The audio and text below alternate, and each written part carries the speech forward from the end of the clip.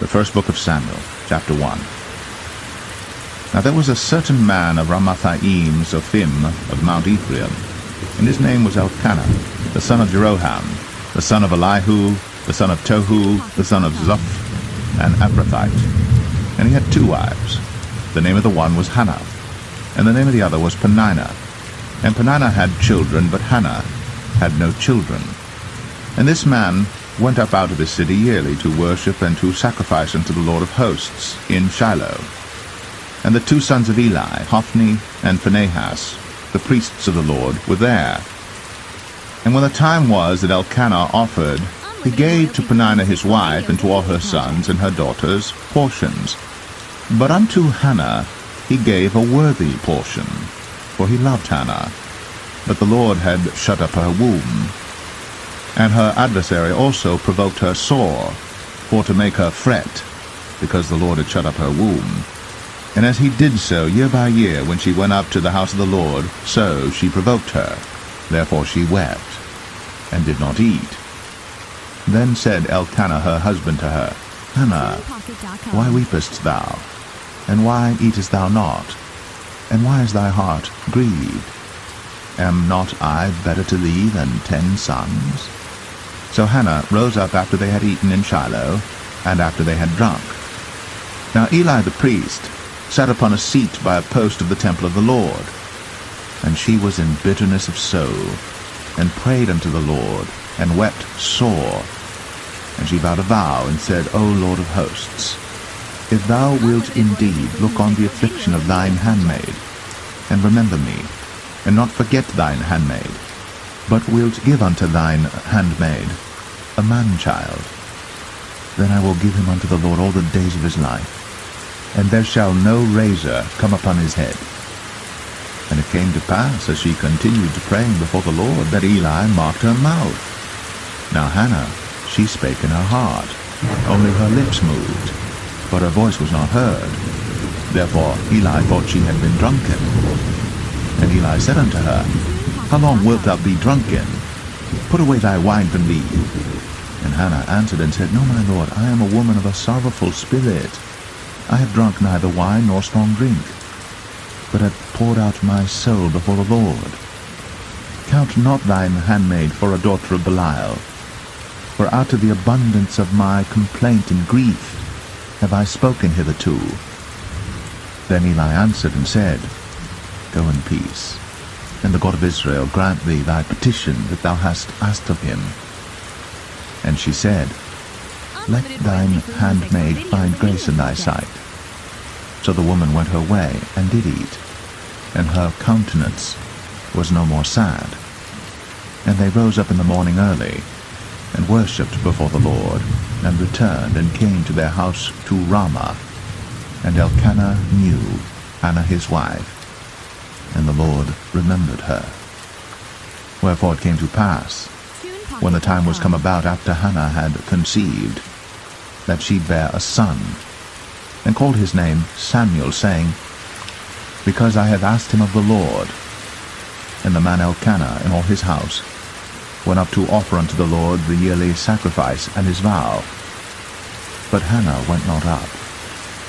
For she said unto her husband, I will not go up until the child be weaned, and then I will bring him, that he may appear before the Lord, and there abide forever. And Elkanah her husband said unto her, Do what seemeth thee good, tarry until thou have weaned him. Only the Lord establish his word. So the woman abode, and gave her son suck, until she weaned him. And when she had weaned him, she took him up with her, with 3 bullocks, and 1 ephah of flour, and a bottle of wine, and brought him unto the house of the Lord in Shiloh. And the child was young. And they slew a bullock, and brought the child to Eli. And she said, O my Lord, as thy soul liveth, my Lord, I am the woman that stood by thee here, praying unto the Lord.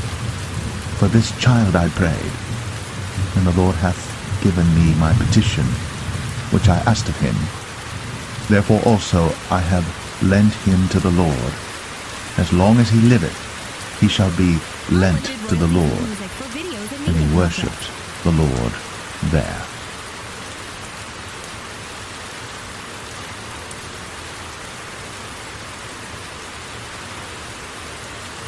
First Samuel chapter 2. And Hannah prayed and said, My heart rejoiceth in the Lord. Mine horn is exalted in the Lord. My mouth is enlarged over mine enemies, because I rejoice in thy salvation. There is none holy as the Lord, for there is none beside thee. Neither is there any rock like our God.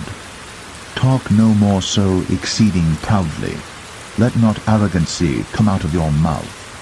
For the Lord is a God of knowledge, and by him actions are weighed.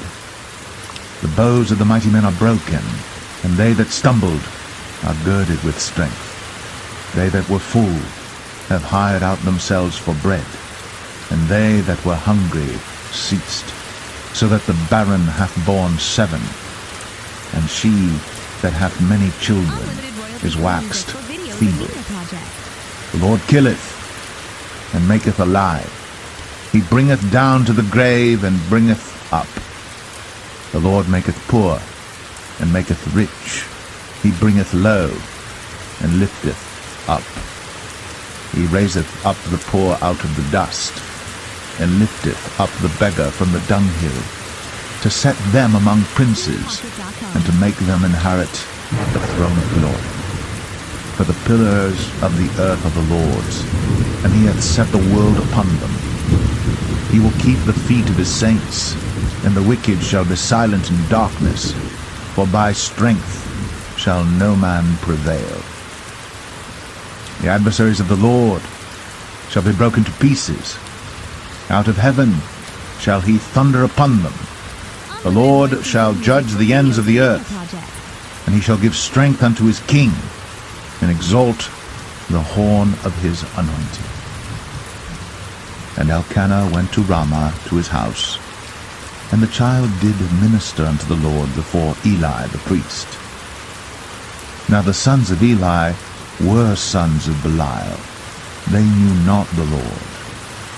And the priest's custom with the people was that when any man offered sacrifice, the priest's servant came, while the flesh was in seething, with a flesh hook of 3 teeth in his hand, and he struck it into the pan or kettle or cauldron or pot. All that the flesh hook brought up, the priest took for himself. So they did in Shiloh unto all the Israelites that came thither. Also before they burnt the fat, the priest's servant came and said to the man that sacrificed, Give flesh to roast for the priest, for he will not have sodden flesh of thee, but raw. And if any man said unto him, Let them not fail to burn the fat presently, and then take as much as thy soul desireth, then he would answer him, Nay, but thou shalt give it me now, and if not, I will take it by force. Wherefore the sin of the young men was very great before the Lord, for men abhorred the offering of the Lord. But Samuel ministered before the Lord, being a child, girded with a linen ephod. Moreover, his mother made him a little coat, and brought it to him from year to year, when she came up with her husband to offer the yearly sacrifice.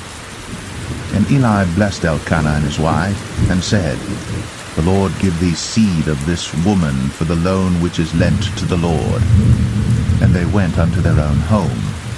And the Lord visited Hannah, so that she conceived, and bare 3 sons and 2 daughters. And the child Samuel grew before the Lord. Now Eli was very old, and heard all that his sons did unto all Israel, and how they lay with the women that assembled at the door of the tabernacle of the congregation. And he said unto them, Why do ye such things? For I hear of your evil dealings by all this people. Nay, my sons, for it is no good report that I hear. Ye make the Lord's people to transgress. If one man sin against another, the judge shall judge him. But if a man sin against the Lord, who shall entreat for him? Notwithstanding, they hearken not unto the voice of their father, because the Lord would slay them. And the child Samuel grew on, and was in favor both with the Lord and also with men. And there came a man of God unto Eli, and said unto him, Thus saith the Lord, Did I plainly appear unto the house of thy father, when they were in Egypt, in Pharaoh's house? And did I choose him out of all the tribes of Israel to be my priest, to offer upon mine altar, to burn incense, to wear an ephod before me? And did I give unto the house of thy father all the offerings made by fire of the children of Israel?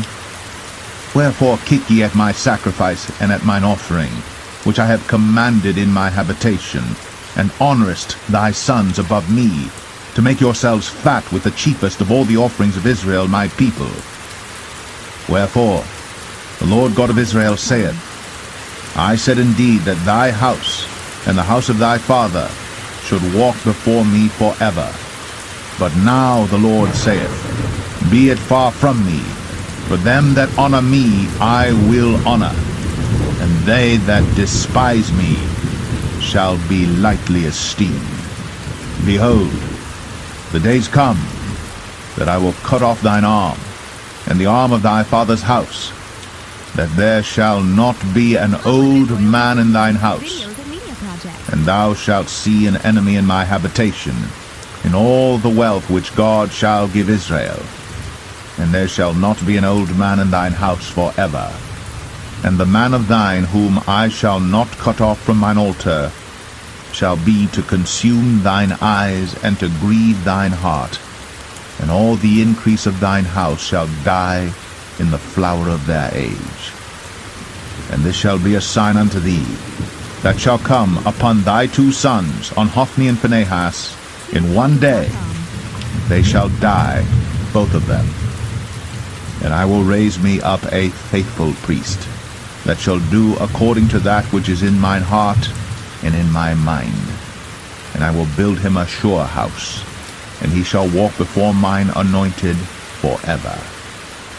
And it shall come to pass, that every one that is left in thine house shall come and crouch to him for a piece of silver and a morsel of bread, and shall say, Put me, I pray thee, into one of the priest's offices, that I may eat a piece of bread.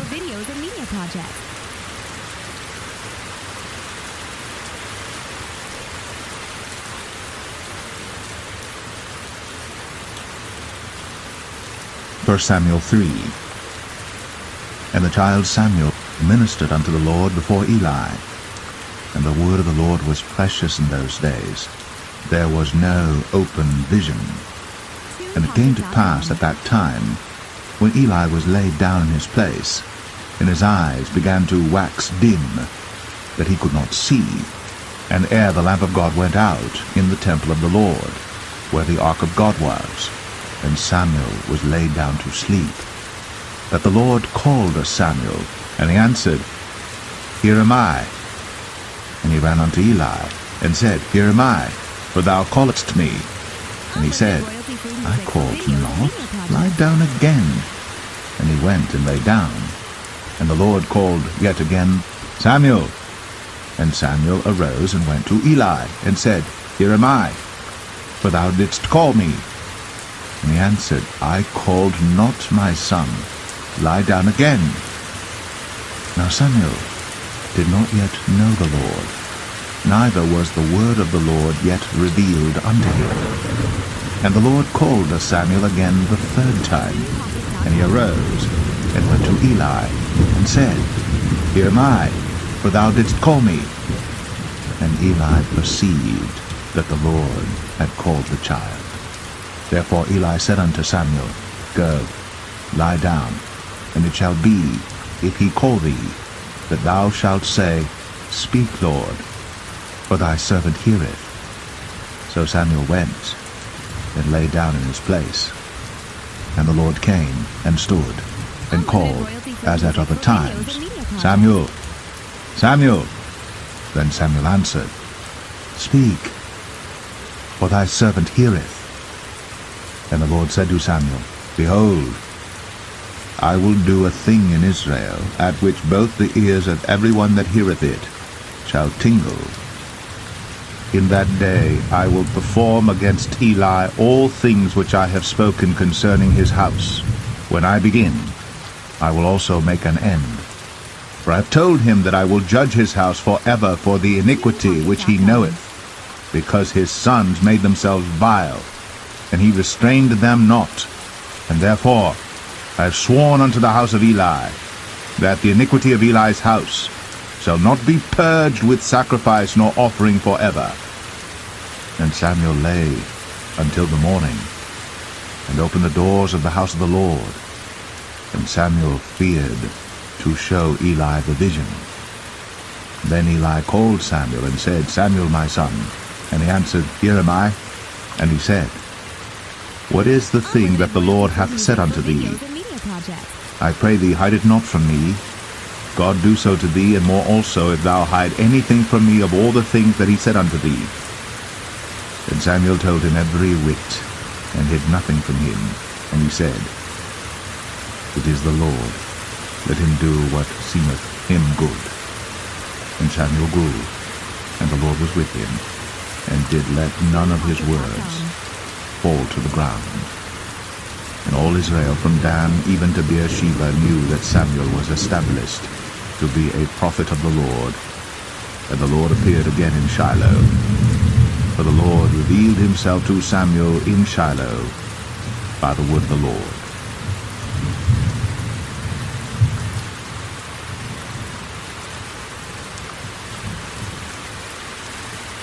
1 Samuel 4. And the word of Samuel came to all Israel. Now Israel went out against the Philistines to battle, and pitched beside Ebenezer. And the Philistines pitched in Aphek. And the Philistines put themselves in array against Israel. And when they joined battle, Israel was smitten before the Philistines, and they slew of the army in the field about 4,000 men. And when the people were come into the camp, the elders of Israel said, Wherefore hath the Lord smitten us today before the Philistines? Let us fetch the ark of the covenant of the Lord out of Shiloh unto us, that, when it cometh among us, it may save us out of the hand of our enemies. So the people sent to Shiloh, that they might bring from thence the ark of the covenant of the Lord of hosts, which dwelleth between the cherubims. And the two sons of Eli, Hophni and Phinehas, were there with the ark of the covenant of God. And when the ark of the covenant of the Lord came into the camp, all Israel shouted with a great shout, so that the earth rang again. And when the Philistines heard the noise of the shout, they said, What meaneth the noise of this great shout in the camp of the Hebrews? And they understood that the ark of the Lord was come into the camp. And the Philistines were afraid, for they said, God is come into the camp. And they said, Woe unto us, for there hath not been such a thing heretofore. Woe unto us! Who shall deliver us out of the hand of these mighty gods? These are the gods that smote the Egyptians with all the plagues in the wilderness. Be strong, and quit yourselves like men, O ye Philistines, that ye be not servants unto the Hebrews, as they have been to you. Quit yourselves like men, and fight. And the Philistines fought, and Israel was smitten, and they fled every man into his tent. And there was a very great slaughter, for there fell of Israel 30,000 footmen. And the ark of God was taken, and the two sons of Eli, Hophni and Phinehas, were slain. And there ran a man of Benjamin out of the army, and came to Shiloh the same day with his clothes rent, and with earth upon his head. And when he came, lo, Eli sat upon a seat by the wayside, watching, for his heart trembled for the ark of God. And when the man came into the city and told it, all the city cried out. And when Eli heard the noise of the crying, he said, What meaneth the noise of this tumult?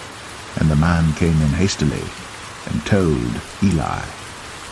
Now Eli was 98 years old, and his eyes were dim, that he could not see.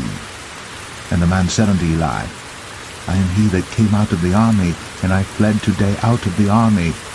And he said, What is that done, my son? And the messenger answered and said, Israel is fled before the Philistines, and there hath been also a great slaughter among the people. And thy 2 sons also, Hophni and Phinehas, are dead, and the ark of God is taken. And it came to pass, when he made mention of the ark of God, that he fell from off the seat backward by the side of the gate, and his neck brake, and he died. For he was an old man and heavy, and he had judged Israel 40 years. And his daughter-in-law Phinehas' wife was with child, near to be delivered. And when she heard the tidings that the ark of God was taken, and that her father-in-law and her husband were dead, she bowed herself and travailed, for her pains came upon her. And about the time of her death, the women that stood by her said unto her, Fear not, for thou hast borne a son. But she answered not, neither did she regard it. And she named the child Ichabod, saying, The glory is departed from Israel, because the ark of God was taken, and because of her father-in-law and her husband.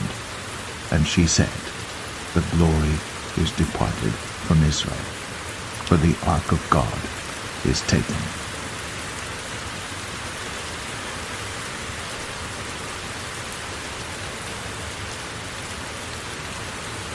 TunePocket.com. 1 Samuel 5. And the Philistines took the ark of God, and brought it from Ebenezer unto Ashdod.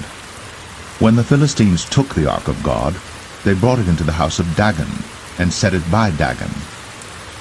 And when they of Ashdod arose early on the morrow, behold, Dagon was fallen upon his face to the earth before the ark of the Lord. And they took Dagon, and set him in his place again. And when they arose early on the morrow morning, behold, Dagon was fallen upon his face to the ground before the ark of the Lord, and the head of Dagon, and both the palms of his hands were cut off upon the threshold. Only the stump of Dagon was left to him. Therefore neither the priests of Dagon, nor any that come into Dagon's house, tread on the threshold of Dagon in Ashdod unto this day. But the hand of the Lord was heavy upon them of Ashdod, and he destroyed them, and smote them with emerods, even Ashdod, and the coast thereof. And when the men of Ashdod saw that it was so, they said, The ark of the God of Israel shall not abide with us, for his hand is sore upon us, and upon Dagon our God. They sent therefore, and gathered all the lords of the Philistines unto them, and said, What shall we do with the ark of the God of Israel? And they answered, Let the ark of the God of Israel be carried about unto Gath. And they carried the ark of the God of Israel about thither. And it was so, that after they had carried it about, the hand of the Lord was against the city with a very great destruction. And he smote the men of the city, both small and great, and they had emerods in their secret parts. Therefore they sent the ark of God to Ekron. And it came to pass, as the ark of God came to Ekron, that the Ekronites cried out, saying, They have brought about the ark of the God of Israel to us, to slay us and our people.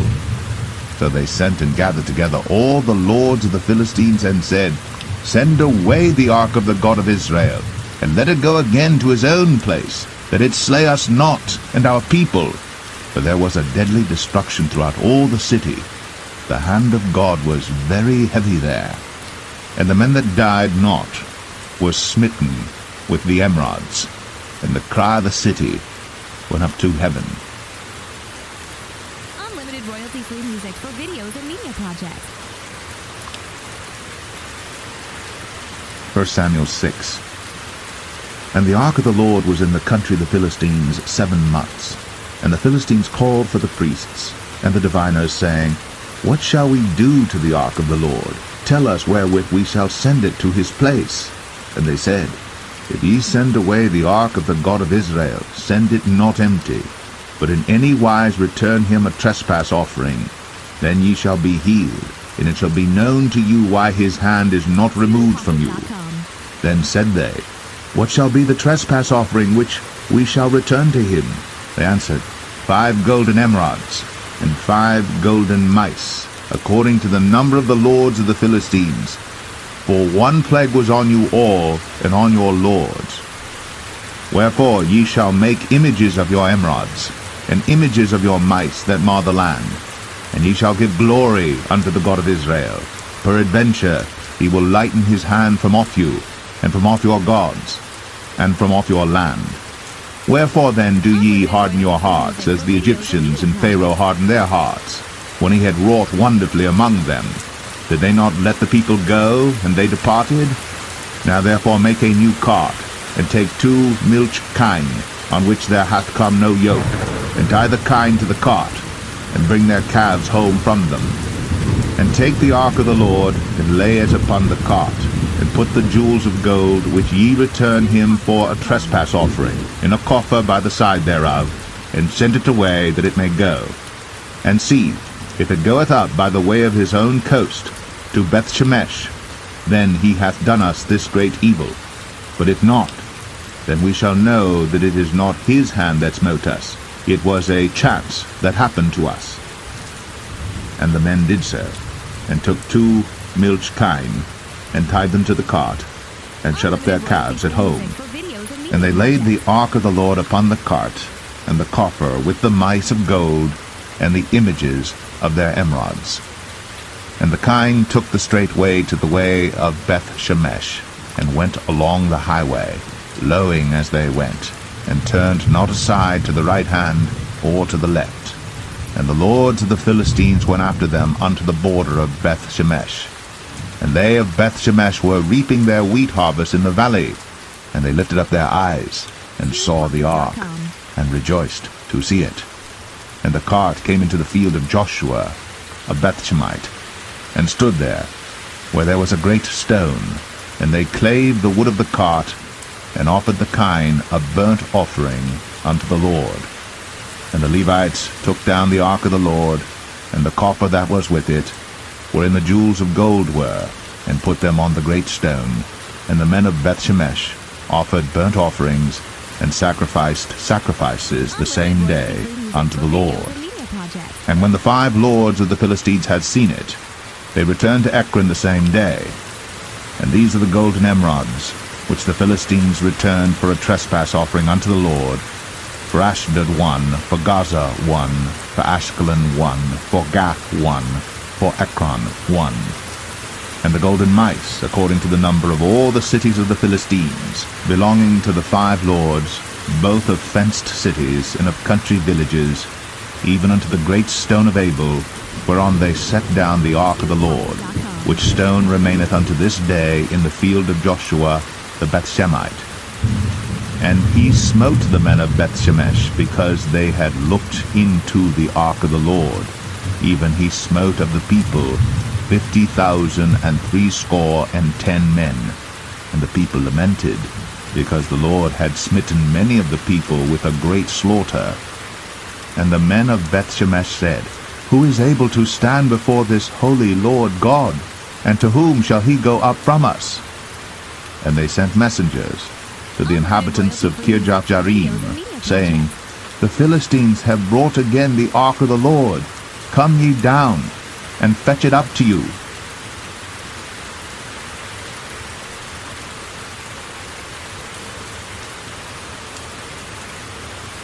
First Samuel 7.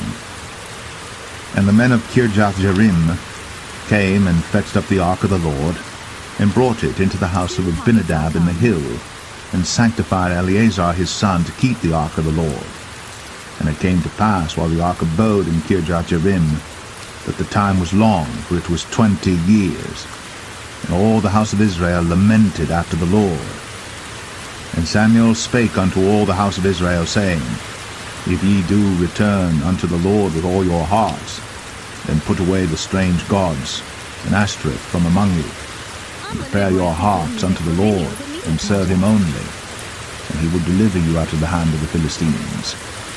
Then the children of Israel did put away Baalim and Ashtoreth, and served the Lord only.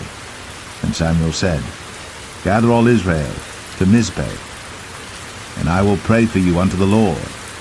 And they gathered together to Mizpeh, and drew water, and poured it out before the Lord, and fasted on that day, and said there, We have sinned against the Lord. And Samuel judged the children of Israel in Mizpeh. And when the Philistines heard that the children of Israel were gathered together to Mizpeh, the lords of the Philistines went up against Israel. And when the children of Israel heard it, they were afraid of the Philistines. And the children of Israel said to Samuel, Cease not to cry unto the Lord our God for us, that he will save us out of the hand of the Philistines. And Samuel took a sucking lamb, and offered it for a burnt offering holy unto the Lord. And Samuel cried unto the Lord for Israel, and the Lord heard him. And as Samuel was offering up the burnt offering, the Philistines drew near to battle against Israel. But the Lord thundered with a great thunder on that day upon the Philistines, and discomfited them, and they were smitten before Israel. And the men of Israel went out of Mizpeh, and pursued the Philistines, and smote them until they came unto Bethkar. Then Samuel took a stone, and set it between Mizpeh and Shen, and called the name of it Ebenezer, saying, Hitherto hath the Lord helped us. So the Philistines were subdued, and they came no more into the coast of Israel. And the hand of the Lord was against the Philistines all the days of Samuel. And the cities which the Philistines had taken from Israel were restored to Israel, from Ekron even unto Gath. And the coasts thereof did Israel deliver out of the hands of the Philistines. And there was peace between Israel and the Amorites. And Samuel judged Israel all the days of his life. And he went from year to year in circuit to Bethel and Gilgal and Mizpeh, and judged Israel in all those places. And his return was to Ramah, for there was his house, and there he judged Israel, and there he built an altar unto the Lord.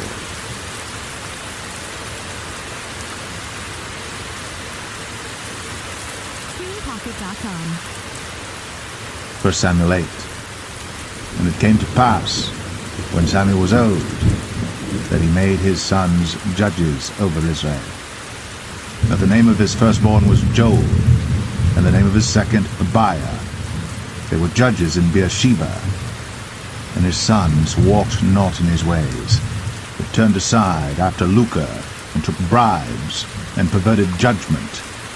And all the elders of Israel gathered themselves together, and came to Samuel unto Ramah, and said unto him, Behold, thou art old, and thy sons walk not in thy ways.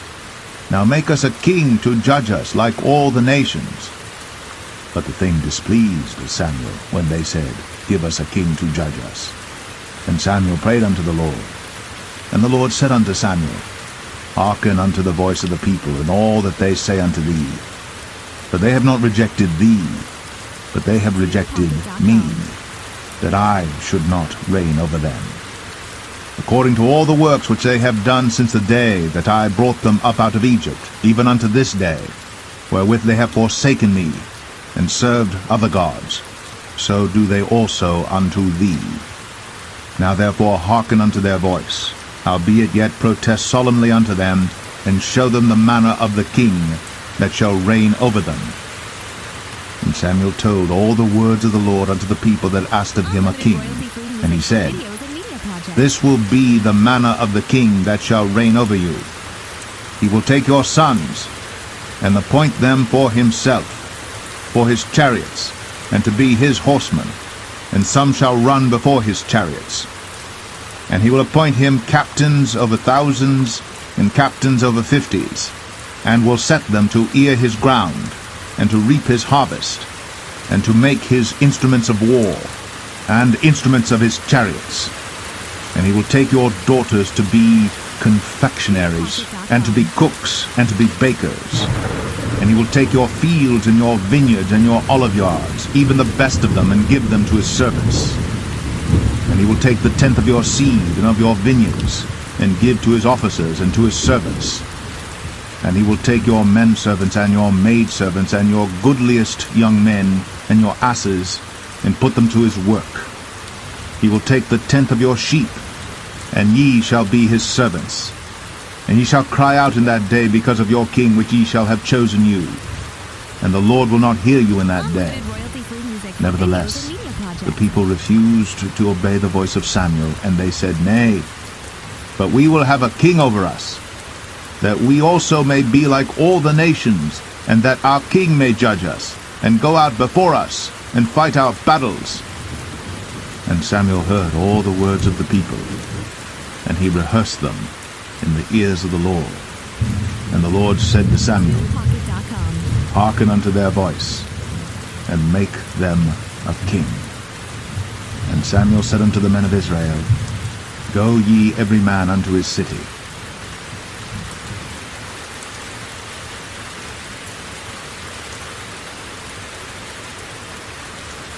1 Samuel 9. Now there was a man of Benjamin, whose name was Kish, the son of Abiel, the son of Zeror, the son of Bechorath, the son of Aphiah, a Benjamite, a mighty man of power. And he had a son whose name was Saul, a choice young man, and a goodly. And there was not among the children of Israel a goodlier person than he. From his shoulders and upward he was higher than any of the people. And the asses of Kish, Saul's father, were lost. And Kish said to Saul his son, Take now one of the servants with thee, and arise, go seek the asses. And he passed through Mount Ephraim, and passed through the land of Shalisha, but they found them not. Then they passed through the land of Shalim, and there they were not. And he passed through the land of the Benjamites, but they found them not. And when they were come to the land of Zuph, Saul said to his servant that was with him, Come, and let us return, lest my father leave caring for the asses, and take thought for us. And he said unto him, Behold now, there is in this city a man of God, and he is an honorable man. All that he saith cometh surely to pass. Now let us go thither. Peradventure he can show us our way that we should go. Then said Saul to his servant, But behold, if we go, what shall we bring the man? For the bread is spent in our vessels, and there is not a present to bring to the man of God. What have we? And the servant answered Saul again, and said, Behold, I have here at hand the fourth part of a shekel of silver. That will I give to the man of God, to tell us our way. Beforetime in Israel, when a man went to inquire of God, thus he spake, Come, let us go to the seer. For he that is now called a prophet was beforetime called a seer. Then said Saul to his servant, Well said, come, let us go. So they went unto the city where the man of God was. And as they went up the hill to the city, they found young maidens going out to draw water, and said unto them, Is the seer here? And they answered them, and said, He is. Behold, he is before you.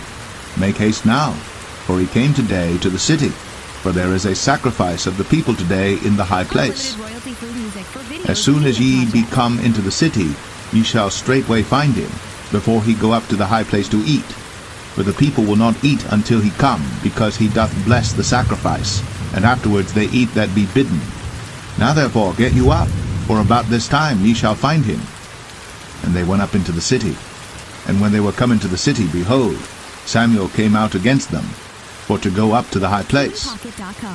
Now the Lord had told Samuel in his ear a day before Saul came, saying, Tomorrow about this time I will send thee a man out of the land of Benjamin, and thou shalt anoint him to be captain over my people Israel, that he may save my people out of the hand of the Philistines. For I have looked upon my people, because their cry is come unto me. And when Samuel saw Saul, the Lord said unto him, Behold the man whom I spake to thee of. This same shall reign over my people. Then Saul drew near to Samuel in the gate, and said, Tell me, I pray thee, where the seer's house is. And Samuel answered Saul, and said, I am the seer. Go up before me unto the high place. For ye shall eat with me today, and tomorrow I will let thee go, and will tell thee all that is in thine heart. And as for thine asses that were lost 3 days ago, set not thy mind on them, for they are found. And on whom is all the desire of Israel? Is it not on thee, and on all thy father's house? And Saul answered and said, Am not I a Benjamite, of the smallest of the tribes of Israel, and my family the least of all the families of the tribe of Benjamin? Wherefore then speakest thou so to me? And Samuel took Saul and his servant, and brought them into the parlor, and made them sit in the chiefest place among them that were bidden, which were about 30 persons. And Samuel said unto the cook, Bring the portion which I gave thee, of which I said unto thee, Set it by thee. And the cook took up the shoulder, and that which was upon it, and set it before Saul. And Samuel said, Behold that which is left, set it before thee, and eat. For unto this time hath it been kept for thee, since I said, I have invited the people. So Saul did eat with Samuel that day. And when they were come down from the high place into the city, Samuel communed with Saul upon the top of the house. And they arose early. And it came to pass about the spring of the day that Samuel called Saul to the top of the house, saying, Up, that I may send thee away. And Saul arose. And they went out, both of them, he and Samuel, abroad. And as they were going down to the end of the city, Samuel said to Saul, Bid the servant pass on before us. And he passed on. But stand thou still a while, that I may show thee the word of God.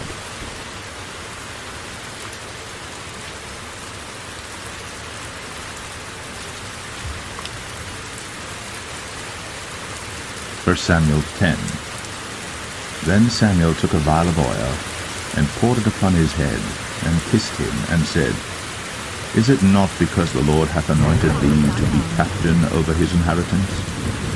When thou art departed from me today, then thou shalt find 2 men by Rachel's sepulchre, in the border of Benjamin at Zelzah. And they will say unto thee, The asses which thou wentest to seek are found.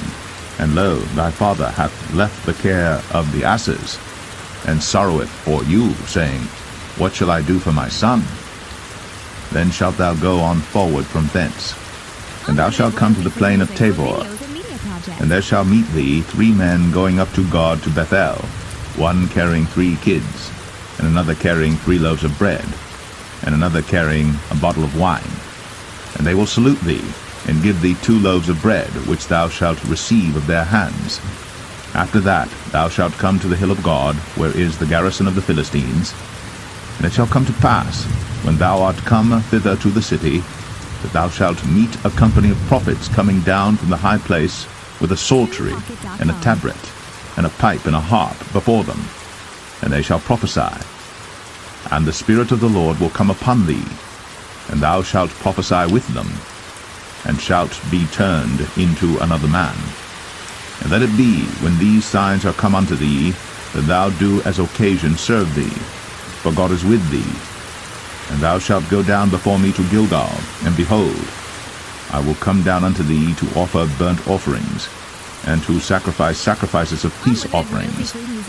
7 days shalt thou tarry, till I come to thee, and show thee what thou shalt do. And it was so that when he had turned his back to go from Samuel, God gave him another heart. And all those signs came to pass that day. And when they came thither to the hill, behold, a company of prophets met him. And the Spirit of God came upon him, and he prophesied among them. And it came to pass, when all that knew him beforetime saw that, behold, he prophesied among the prophets. Then the people said one to another, What is this that is come unto the son of Kish? Is Saul also among the prophets? And one of the same place answered and said, But who is their father? Therefore it became a proverb, Is Saul also among the prophets? And when he had made an end of prophesying, he came to the high place. And Saul's uncle said unto him and to his servant, Whither went ye? And he said, To seek the asses. And when we saw that they were nowhere, we came to Samuel. And Saul's uncle said, Tell me, I pray thee, what Samuel said unto you. And Saul said unto his uncle, He told us plainly that the asses were found. But of the matter of the kingdom whereof Samuel spake, he told him not.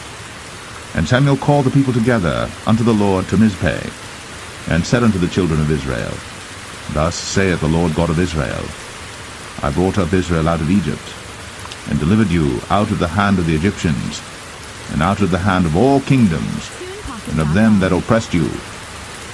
And ye have this day rejected your God, who himself saved you out of all your adversities and your tribulations. And ye have said unto him, Nay, but set a king over us. Now therefore present yourselves before the Lord by your tribes and by your thousands. And when Samuel had caused all the tribes of Israel to come near, the tribe of Benjamin was taken. When he had caused the tribe of Benjamin to come near by their families, the family of Matri was taken. And Saul the son of Kish was taken. And when they sought him, he could not be found. Therefore they inquired of the Lord further, if the man should yet come thither. And the Lord answered, Behold, he hath hid himself among the stuff. And they ran and fetched him thence. And when he stood among the people, he was higher than any of the people, from his shoulders and upward. And Samuel said to all the people, See ye him whom the Lord hath chosen, that there is none like him among all the people?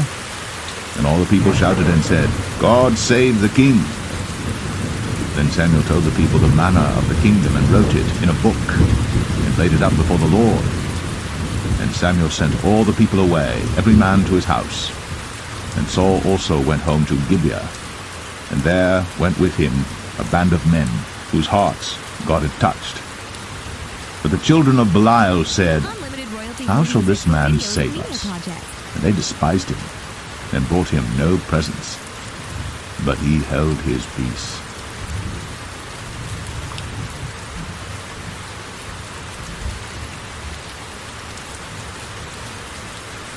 First Samuel 11. Then Nahash the Ammonite came up, and encamped against Jabesh-Gilead. And all the men of Jabesh said unto Nahash, Make a covenant with us, and we will serve thee. And Nahash the Ammonite answered them, On this condition will I make a covenant with you, that I may thrust out all your right eyes, and lay it for a reproach upon all Israel. And the elders of Jabesh said unto him, Give us 7 days' respite, that we may send messengers unto all the coasts of Israel. And then, if there be no man who save us, we will come out to thee. Then came the messengers to Gibeah of Saul, and told the tidings in the ears of the people. And all the people lifted up their voices and wept. And behold, Saul came after the herd out of the field. And Saul said, What aileth the people that they weep? And they told him the tidings of the men of Jabesh. And the Spirit of God came upon Saul when he heard those tidings, and his anger was kindled greatly. And he took a yoke of oxen, and hewed them in pieces, and sent them throughout all the coast of Israel by the hands of messengers, saying, Whosoever cometh not forth after Saul and after Samuel, so shall it be done unto his oxen. And the fear of the Lord fell on the people, and they came out with one consent. And when he numbered them in Bezek, the children of Israel were 300,000, and the men of Judah 30,000. And they said unto the messengers that came, Thus shall ye say unto the men of Jabesh-Gilead, Tomorrow by that time the sun be hot, ye shall have help. And the messengers came and showed it to the men of Jabesh, and they were glad. Therefore the men of Jabesh said, Tomorrow we will come out unto you, and ye shall do with us all that seemeth good unto you. And it was so in the morrow, that Saul put the people in 3 companies, and they came into the midst of the host in the morning watch, and slew the Ammonites until the heat of the day. And it came to pass, that they which remained were scattered, so that 2 of them were not left together. And the people said unto Samuel, Who is he that said, Shall Saul reign over us? Bring the men, that we may put them to death. And Saul said, There shall not a man be put to death this day, for today the Lord hath wrought salvation in Israel. Then said Samuel to the people, Come, and let us go to Gilgal, and renew the kingdom there. And all the people went to Gilgal, and there they made Saul king before the Lord in Gilgal. And there they sacrificed sacrifices of peace offerings before the Lord. And there Saul And all the men of Israel rejoiced greatly.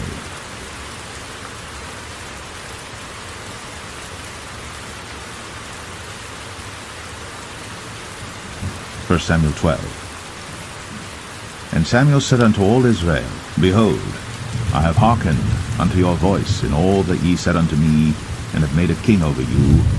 And now, behold, the king walketh before you, and I am old and grey-headed, and behold, my sons are with you. And I have walked before you from my childhood unto this day. Behold, here I am. Witness against me before the Lord and before his anointed, whose ox have I taken? Or whose ass have I taken? Or whom have I defrauded? Whom have I oppressed? Or of whose hand have I received any bribe to blind mine eyes therewith? And I will restore it you. And they said, Thou hast not defrauded us, nor oppressed us, neither hast thou taken aught of any man's hand. And he said unto them, The Lord is witness against you, and his anointed is witness this day, that ye have not found aught in my hand. And they answered, He is witness. And Samuel said unto the people, It is the Lord that advanced Moses and Aaron, and that brought your fathers up out of the land of Egypt. Now therefore stand still, that I may reason with you before the Lord of all the righteous acts of the Lord, which he did to you and to your fathers. When Jacob was come into Egypt, and your fathers cried unto the Lord, then the Lord sent Moses and Aaron, which brought forth your fathers out of Egypt, and made them dwell in this place. And when they forgat the Lord their God, he sold them into the hand of Sisera, captain of the host of Hazor, and into the hand of the Philistines, and into the hand of the king of Moab. And they fought against them. And they cried unto the Lord and said, We have sinned because we have forsaken the Lord, and have served Balaam and Ashtoreth. But now deliver us out of the hand of our enemies, and we will serve thee. And the Lord sent Jerubbaal, and Bedan, and Jephthah, and Samuel, and delivered you out of the hand of your enemies on every side, and ye dwelled safe.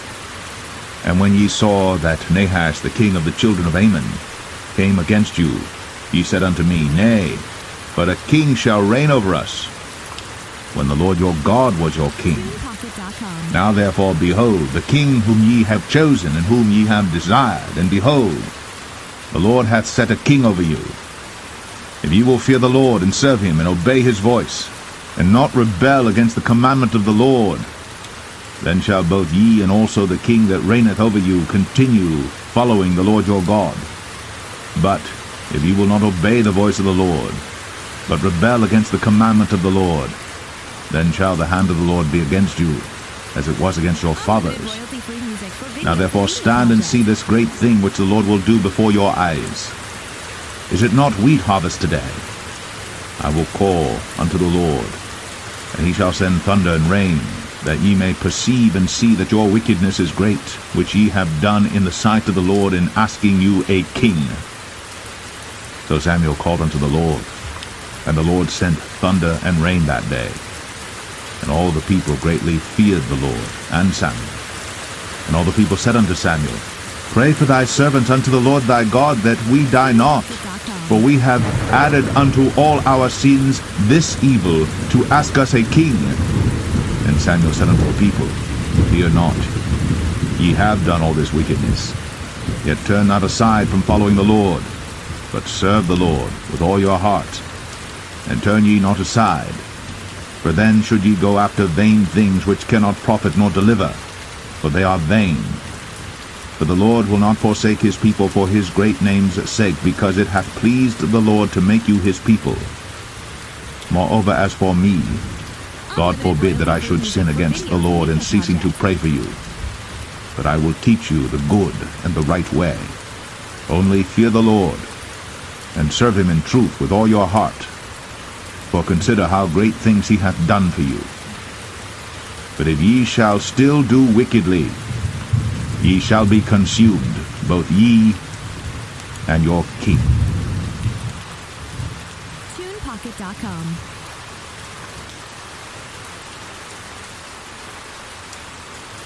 1 Samuel 13. Saul reigned 1 year. And when he had reigned 2 years over Israel, Saul chose him 3,000 men of Israel, whereof 2,000 were with Saul in Michmash and in Mount Bethel, and 1,000 were with Jonathan in Gibeah of Benjamin. And the rest of the people he sent every man to his tent. And Jonathan smote the garrison of the Philistines that was in Geba, and the Philistines heard of it. And Saul blew the trumpet throughout all the land, saying, Let the Hebrews hear. And all Israel heard say that Saul had smitten a garrison of the Philistines, and that Israel also was had in abomination with the Philistines. And the people were called together after Saul to Gilgal.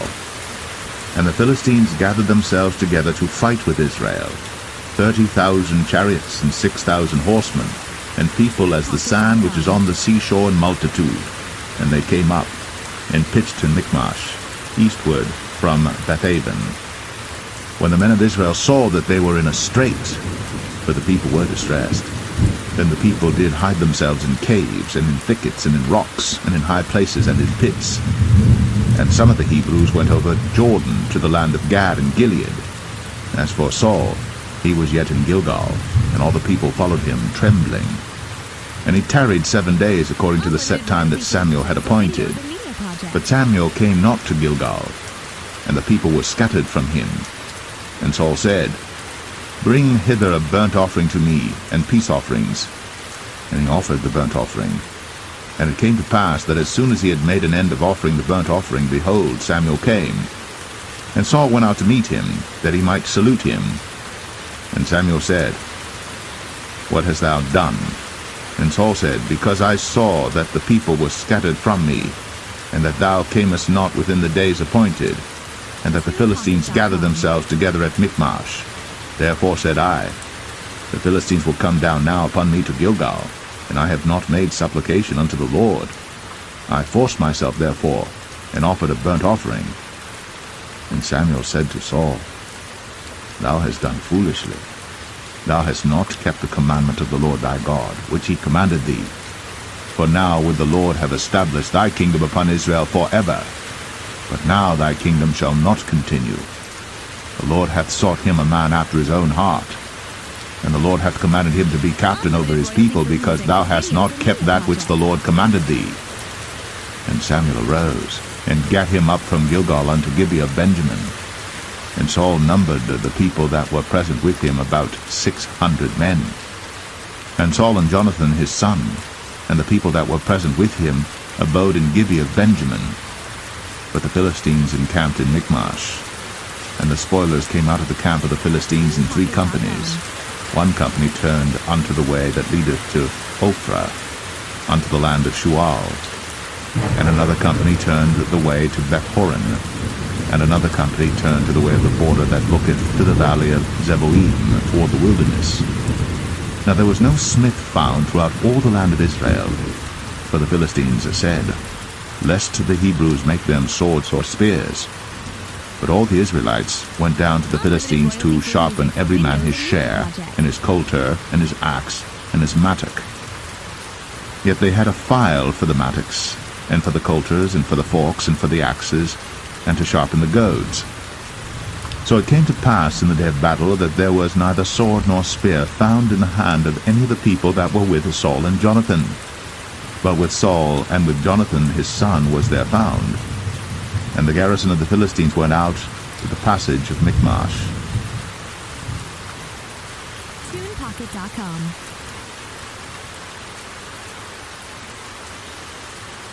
1 Samuel 14.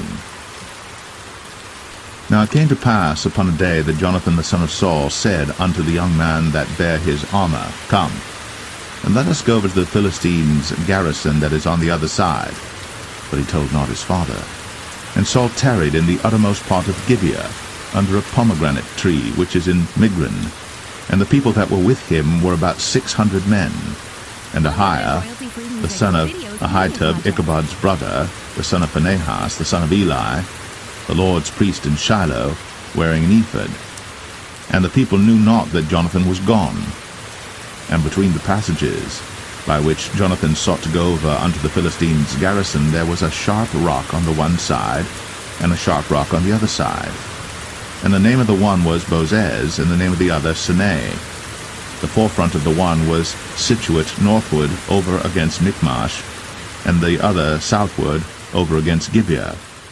And Jonathan said to the young men that bare his armor, Come, and let us go over unto the garrison of these uncircumcised. It may be that the Lord will work for us, for there is no restraint to the Lord to save by many or by few. And his armor-bearer said unto him, Do all that is in thine heart, turn thee, behold, I am with thee according to thy heart. Then said Jonathan, Behold, we will pass over unto these men, and we will discover ourselves unto them. If they say thus unto us, Tarry until we come to you, then we will stand still in our place, and will not go up unto them. But if they say thus, Come up unto us, then we will go up, for the Lord hath delivered them into our hand, and this shall be a sign unto us. And both of them discovered themselves unto the garrison of the Philistines. And the Philistines said, Behold, the Hebrews come forth out of the holes where they had hid themselves. And the men of the garrison answered Jonathan and his armor-bearer, and said, Come up to us, and we will show you a thing. And Jonathan said unto his armor-bearer, Come up after me, for the Lord hath delivered them into the hand of Israel. And Jonathan climbed up upon his hands and upon his feet, and his armor-bearer after him, and they fell before Jonathan, and his armor-bearer slew after him. And that first slaughter which Jonathan and his armor-bearer made was about 20 men, within as it were an half-acre of land, which a yoke of oxen might plough. And there was trembling in the host, in the field, and among all the people. The garrison and the spoilers, they also trembled, and the earth quaked. So it was a very great trembling. And the watchmen of Saul and Gibeah of Benjamin looked, and behold, the multitude melted away, and they went on beating down one another. Then said Saul unto the people that were with him, Number now, and see who is gone from us. And when they had numbered, behold, Jonathan and his armor-bearer were not there. And Saul said unto Ahiah, Bring hither the ark of God. For the ark of God was at that time with the children of Israel. And it came to pass, while Saul talked unto the priest, that the noise that was in the host of the Philistines went on and increased. And Saul said unto the priest, Withdraw thine hand. And Saul and all the people that were with him assembled themselves. And they came to the battle. And behold, every man's sword was against his fellow, and there was a very great discomfiture. Moreover, the Hebrews that were with the Philistines before that time, which went up with them into the camp from the country round about, even they also turned to be with the Israelites that were with Saul and Jonathan. Likewise all the men of Israel, which had hid themselves in Mount Ephraim, when they heard that the Philistines fled, even they also followed hard after them in the battle. So the Lord saved Israel that day. And the battle passed over unto Beth-aven. And the men of Israel were distressed that day. For Saul had adjured the people, saying, Cursed be the man that eateth any food until evening, that I may be avenged on mine enemies. So none of the people tasted any food. And all they of the land came to a wood, and there was honey upon the ground. And when the people were come into the wood, behold, the honey dropped. But no man put his hand to his mouth, for the people feared the oath. But Jonathan heard not, when his father charged the people with the oath. Wherefore he put forth the end of the rod that was in his hand, and dipped it in an honeycomb, and put his hand to his mouth, and his eyes were enlightened. Then answered one of the people, and said, Thy father straitly charged the people with an oath, saying, Cursed be the man that eateth any food this day. And the people were faint. Then said Jonathan, My father hath troubled the land. See, I pray you, how mine eyes have been enlightened, because I tasted a little of this honey. How much more, if haply the people had eaten freely today of the spoil of their enemies which they found? For had there not been now a much greater slaughter among the Philistines? And they smote the Philistines that day, from Michmash to Ajalon. And the people were very faint. And the people flew upon the spoil, and took sheep and oxen and calves, and slew them on the ground. And the people did eat them with the blood. Then they told Saul, saying, Behold, the people sin against the Lord, in that they eat with the blood. And he said, Ye have transgressed. Roll a great stone unto me this day.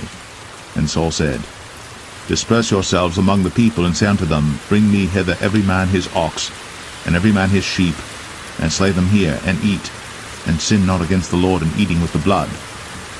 And all the people brought every man his ox with him that night, and slew them there. And Saul built an altar unto the Lord. The same was the first altar that he built unto the Lord.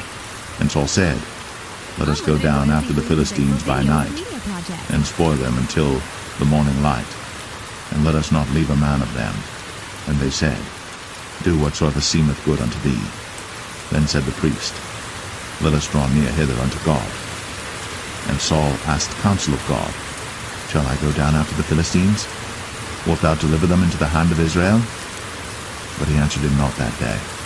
And Saul said, Draw ye near hither, all the chief of the people, and know and see wherein this sin hath been this day. For as the Lord liveth, which saveth Israel, though it be in Jonathan my son, he shall surely die. But there was not a man among all the people that answered him. Then said he unto all Israel, Be ye on one side, and I and Jonathan my son will be on the other side.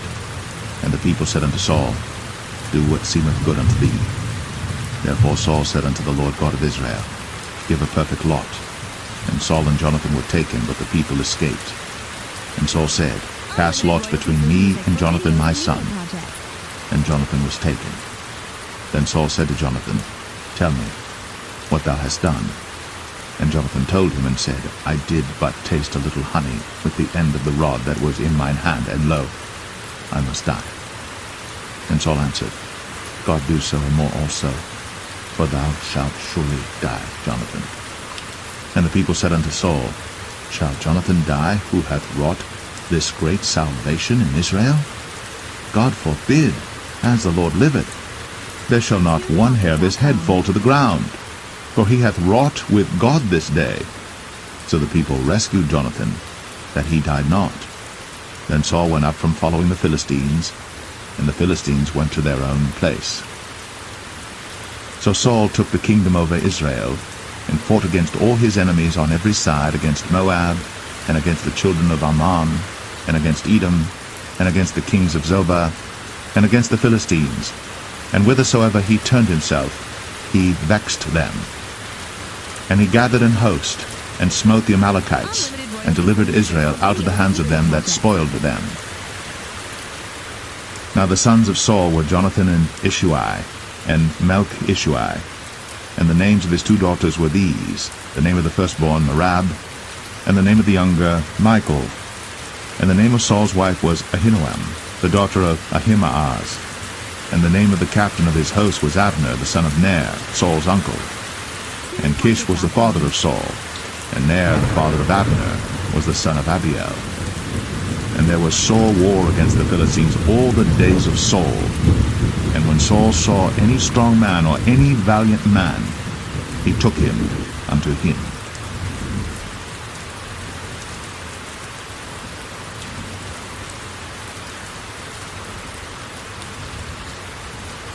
1 Samuel 15. Samuel also said unto Saul, The Lord sent me to anoint thee to be king over his people, over Israel. Now therefore hearken thou unto the voice of the words of the Lord. Thus saith the Lord of hosts, I remember that which Amalek did to Israel, how he laid wait for him in the way when he came up from Egypt. Now go, and smite Amalek, and utterly destroy all that they have, and spare them not, but slay both man and woman, infant and suckling, ox and sheep, camel and ass. And Saul gathered the people together, and numbered them in Telaim 200,000 footmen, and 10,000 men of Judah. And Saul came to a city of Amalek, and laid wait in the valley. And Saul said unto the Kenites, Go, depart, get you down from among the Amalekites, lest I destroy you with them. For ye showed kindness to all the children of Israel when they came up out of Egypt. So the Kenites departed from among the Amalekites. And Saul smote the Amalekites from Havilah until thou comest to Shur, that is over against Egypt. And he took Agag, the king of the Amalekites, alive, and utterly destroyed all the people with the edge of the sword. But Saul and the people spared Agag, and the best of the sheep, and of the oxen, and of the fatlings, and the lambs, and all that was good. and would not utterly destroy them. But everything that was vile and refuse, that they destroyed utterly. Then came the word of the Lord unto Samuel, saying, It repenteth me that I have set up Saul to be king, for he is turned back from following me, and hath not performed my commandments. And it grieved Samuel, and he cried unto the Lord all night. And when Samuel rose early to meet Saul in the morning, it was told of Samuel, saying, Saul came to Carmel, and behold, he set him up a place, and is gone about, and passed on, and gone down to Gilgal. And Samuel came to Saul, and Saul said unto him, Blessed be thou of the Lord, I have performed the commandment of the Lord. And Samuel said, What meaneth then this bleating of the sheep in mine ears, and the lowing of the oxen which I hear? And Saul said, They have brought them from the Amalekites, for the people spared the best of the sheep and of the oxen to sacrifice unto the Lord thy God, and the rest we have utterly destroyed. Then Samuel said unto Saul, Stay, and I will tell thee what the Lord hath said to me this night. And he said unto him, Say on. And Samuel said, When thou wast little in thine own sight, wast thou not made the head of the tribes of Israel? And the Lord anointed thee king over Israel? And the Lord sent thee on a journey, and said, Go, and utterly destroy the sinners, the Amalekites, and fight against them until they be consumed. Wherefore then didst thou not obey the voice of the Lord, but didst fly upon the spoil, and didst evil in the sight of the Lord? And Saul said unto Samuel, Yea, I have obeyed the voice of the Lord, and have gone the way which the Lord sent me, and have brought Agag, the king of Amalek, and have utterly destroyed the Amalekites. But the people took of the spoil sheep and oxen, the chief of the things which should have been utterly destroyed, to sacrifice unto the Lord thy God in Gilgal. And Samuel said, Hath the Lord as great delight in burnt offerings and sacrifices as in obeying the voice of the Lord? Behold, to obey is better than sacrifice, and to hearken than the fat of rams. For rebellion is as the sin of witchcraft, and stubbornness is as iniquity and idolatry. Because thou hast rejected the word of the Lord, he hath also rejected thee from being king. And Saul said unto Samuel, I have sinned, for I have transgressed the commandment of the Lord, and thy words, because I feared the people, and obeyed their voice. Now therefore, I pray thee, pardon my sin, and turn again with me, that I may worship the Lord. And Samuel said unto Saul, I will not return with thee, for thou hast rejected the word of the Lord, and the Lord hath rejected thee from being king over Israel. And as Samuel turned about to go away, he laid hold upon the skirt of his mantle, and it rent. And Samuel said unto him, The Lord hath rent the kingdom of Israel from thee this day, and hath given it to a neighbor of thine, that is better than thou. Then also the strength of Israel will not lie nor repent, for he is not a man that he should repent. Then he said, I have sinned. Yet honor me now, I pray thee, before the elders of my people, and before Israel, and turn again with me, that I may worship the Lord thy God. So Samuel turned again after Saul, and Saul worshipped the Lord.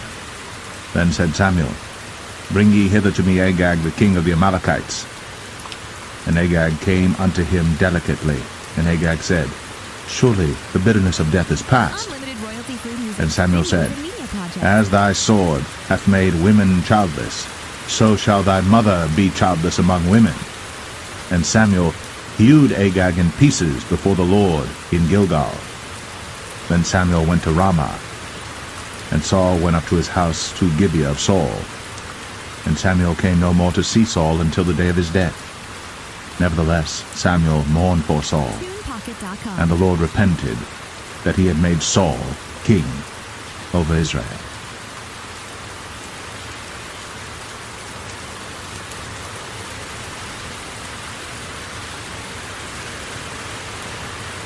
First Samuel 16. And the Lord said unto Samuel, How long wilt thou mourn for Saul, seeing I have rejected him from reigning over Israel? Fill thine horn with oil, and go. I will send thee to Jesse the Bethlehemite, for I have provided me a king among his sons. And Samuel said, How can I go? If Saul hear it, he will kill me. And the Lord said, Take an heifer with thee, and say, I am come to sacrifice to the Lord. And call Jesse to the sacrifice. And I will show thee what thou shalt do, and thou shalt anoint unto me him whom I name unto thee. And Samuel did that which the Lord spake, and came to Bethlehem. And the elders of the town trembled at his coming, and said, Comest thou peaceably? And he said, Peaceably. I am come to sacrifice unto the Lord. Sanctify yourselves, and come with me to the sacrifice. And he sanctified Jesse and his sons, and called them to the sacrifice.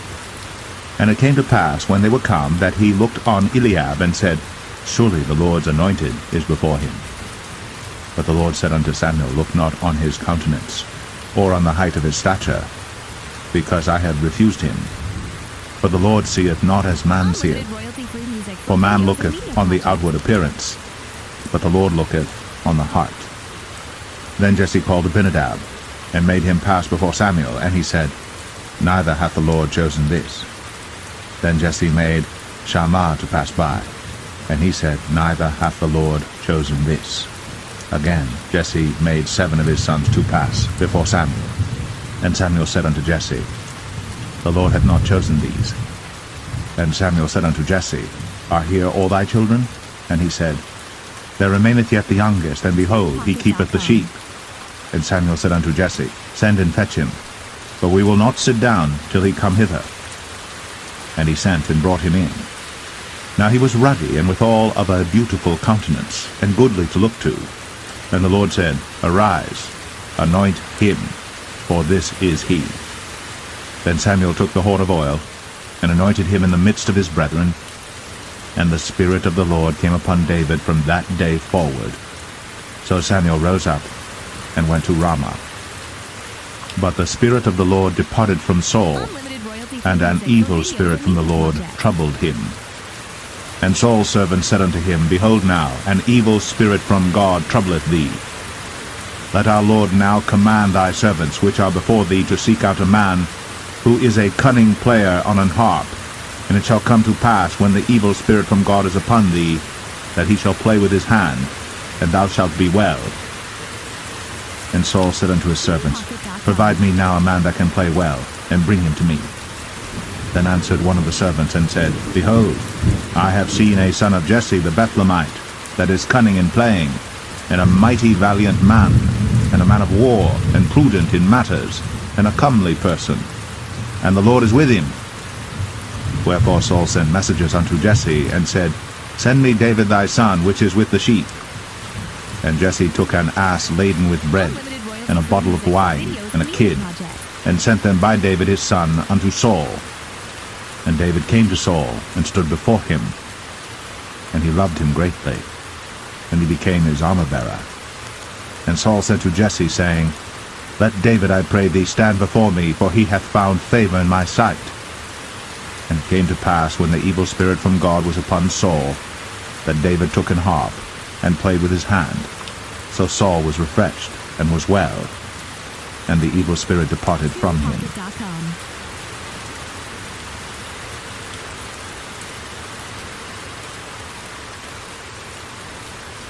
1 Samuel 17. Now the Philistines gathered together their armies to battle, and were gathered together at Shechoh, which belongeth to Judah, and pitched between Shechoh and Azekah in Ephes-dammim. And Saul and the men of Israel were gathered together, and pitched by the valley of Elah, and set the battle in array against the Philistines. And the Philistines stood on a mountain on the one side, and Israel stood on a mountain on the other side, and there was a valley between them. And there went out a champion out of the camp of the Philistines, named Goliath of Gath, whose height was 6 cubits and a span. And he had an helmet of brass upon his head, and he was armed with a coat of mail, and the weight of the coat was 5,000 shekels of brass. And he had greaves of brass upon his legs, and a target of brass between his shoulders. And the staff of his spear was like a weaver's beam, and his spear's head weighed 600 shekels of iron. And one bearing a shield went before him.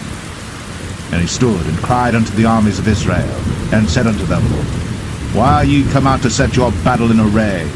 Am not I a Philistine, and ye servants to Saul? Choose you a man for you, and let him come down to me. If he be able to fight with me and to kill me, then will we be your servants. But if I prevail against him, and kill him, then shall ye be our servants, and serve us. When the Philistine said, I defy the armies of Israel this day. Give me a man, that we may fight together. When Saul and all Israel heard those words of the Philistine, they were dismayed and greatly afraid. Now David was the son of that Ephrathite of Bethlehem, Judah, whose name was Jesse, and he had 8 sons. And the man went among men for an old man in the days of Saul. And the 3 eldest sons of Jesse went and followed Saul to the battle. And the names of his 3 sons that went to the battle were Eliab the firstborn, and next unto him Abinadab, and the third Shammah. And David was the youngest, and the 3 eldest followed Saul. But David went and returned from Saul to feed his father's sheep at Bethlehem. And the Philistine drew near morning and evening, and presented himself 40 days. And Jesse said unto David his son, Take now for thy brethren an ephah of this parched corn, and these 10 loaves, and run to the camp to thy brethren. And carry these 10 cheeses unto the captain of their 1,000, and look how thy brethren fare, and take their pledge. Now Saul and they, and all the men of Israel, were in the valley of Elah, fighting with the Philistines. And David rose up early in the morning, and left the sheep with a keeper, and took and went, as Jesse had commanded him. And he came to the trench, as the host was going forth to the fight, and shouted for the battle. For Israel and the Philistines had put the battle in array, army against army. And David left his carriage in the hand of the keeper of the carriage, and ran into the army, and came and saluted his brethren. And as he talked with them, behold, there came up the champion, the Philistine of Gath, Goliath by name, out of the armies of the Philistines, and spake according to the same words, and David heard them. And all the men of Israel, when they saw the man, fled from him, and were sore afraid. And the men of Israel said, Have ye seen this man that is come up? Surely to defy Israel is he come up. And it shall be that the man who killeth him, the king will enrich him with great riches, and will give him his daughter, and make his father's house free in Israel. And David spake to the men that stood by him, saying, What shall be done to the man that killeth this Philistine, and taketh away the reproach from Israel? For who is this uncircumcised Philistine, that he should defy the armies of the living God? And the people answered him after this manner, saying, So shall it be done to the man that killeth him. And Eliab, his eldest brother, heard when he spake unto the men. And Eliab's anger was kindled against David, and he said, Why camest thou down hither? And with whom hast thou left those few sheep in the wilderness? I know thy pride, and the naughtiness of thine heart, for thou art come down that thou mightest see the battle. Then David said, What have I now done? Is there not a cause? And he turned from him toward another, and spake after the same manner. And the people answered him again after the former manner. And when the words were heard which David spake, they rehearsed them before Saul. And he sent for him. And David said to Saul, Let no man's heart fail because of him. Thy servant will go and fight with this Philistine. And Saul said to David, Thou art not able to go against this Philistine to fight with him, for thou art but a youth, and he a man of war from his youth. And David said unto Saul, Thy servant kept his father's sheep, and there came a lion and a bear, and took a lamb out of the flock. And I went out after him, and smote him, and delivered it out of his mouth. And when he arose against me, I caught him by his beard, and smote him, and slew him. Thy servant slew both the lion and the bear, and this uncircumcised Philistine shall be as one of them, seeing he hath defied the armies of the living God. David said, moreover, The Lord that delivered me out of the paw of the lion, and out of the paw of the bear, he will deliver me out of the hand of this Philistine. And Saul said unto David, Go, and the Lord be with thee. And Saul armed David with his armor, and he put an helmet of brass upon his head. Also he armed him with a coat of mail. And David girded his sword upon his armor, and he essayed to go, for he had not proved it. And David said unto Saul, I cannot go with these, for I have not proved them. And David put them off him. And he took his staff in his hand, and chose him 5 smooth stones out of the brook, and put them in a shepherd's bag which he had, even in a scrip, and his sling was in his hand. And he drew near to the Philistine. And the Philistine came on and drew near unto David, and the man that bare the shield went before him.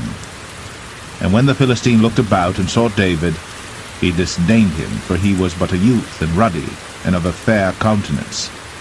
And the Philistine said unto David, Am I a dog that thou comest to me with staves? And the Philistine cursed David by his gods. And the Philistine said to David, Come to me, and I will give thy flesh unto the fowls of the air, and to the beasts of the field. Then said David to the Philistine, Thou comest to me with a sword, and with a spear, and with a shield. But I come to thee in the name of the Lord of hosts, the God of the armies of Israel, whom thou hast defied. This day will the Lord deliver thee into mine hand, and I will smite thee, and take thine head from thee. And I will give the carcasses of the host of the Philistines this day unto the fowls of the air, and to the wild beasts of the earth, that all the earth may know that there is a God in Israel. And all this assembly shall know that the Lord saveth not with sword and spear, for the battle is the Lord's, and he will give you into our hands.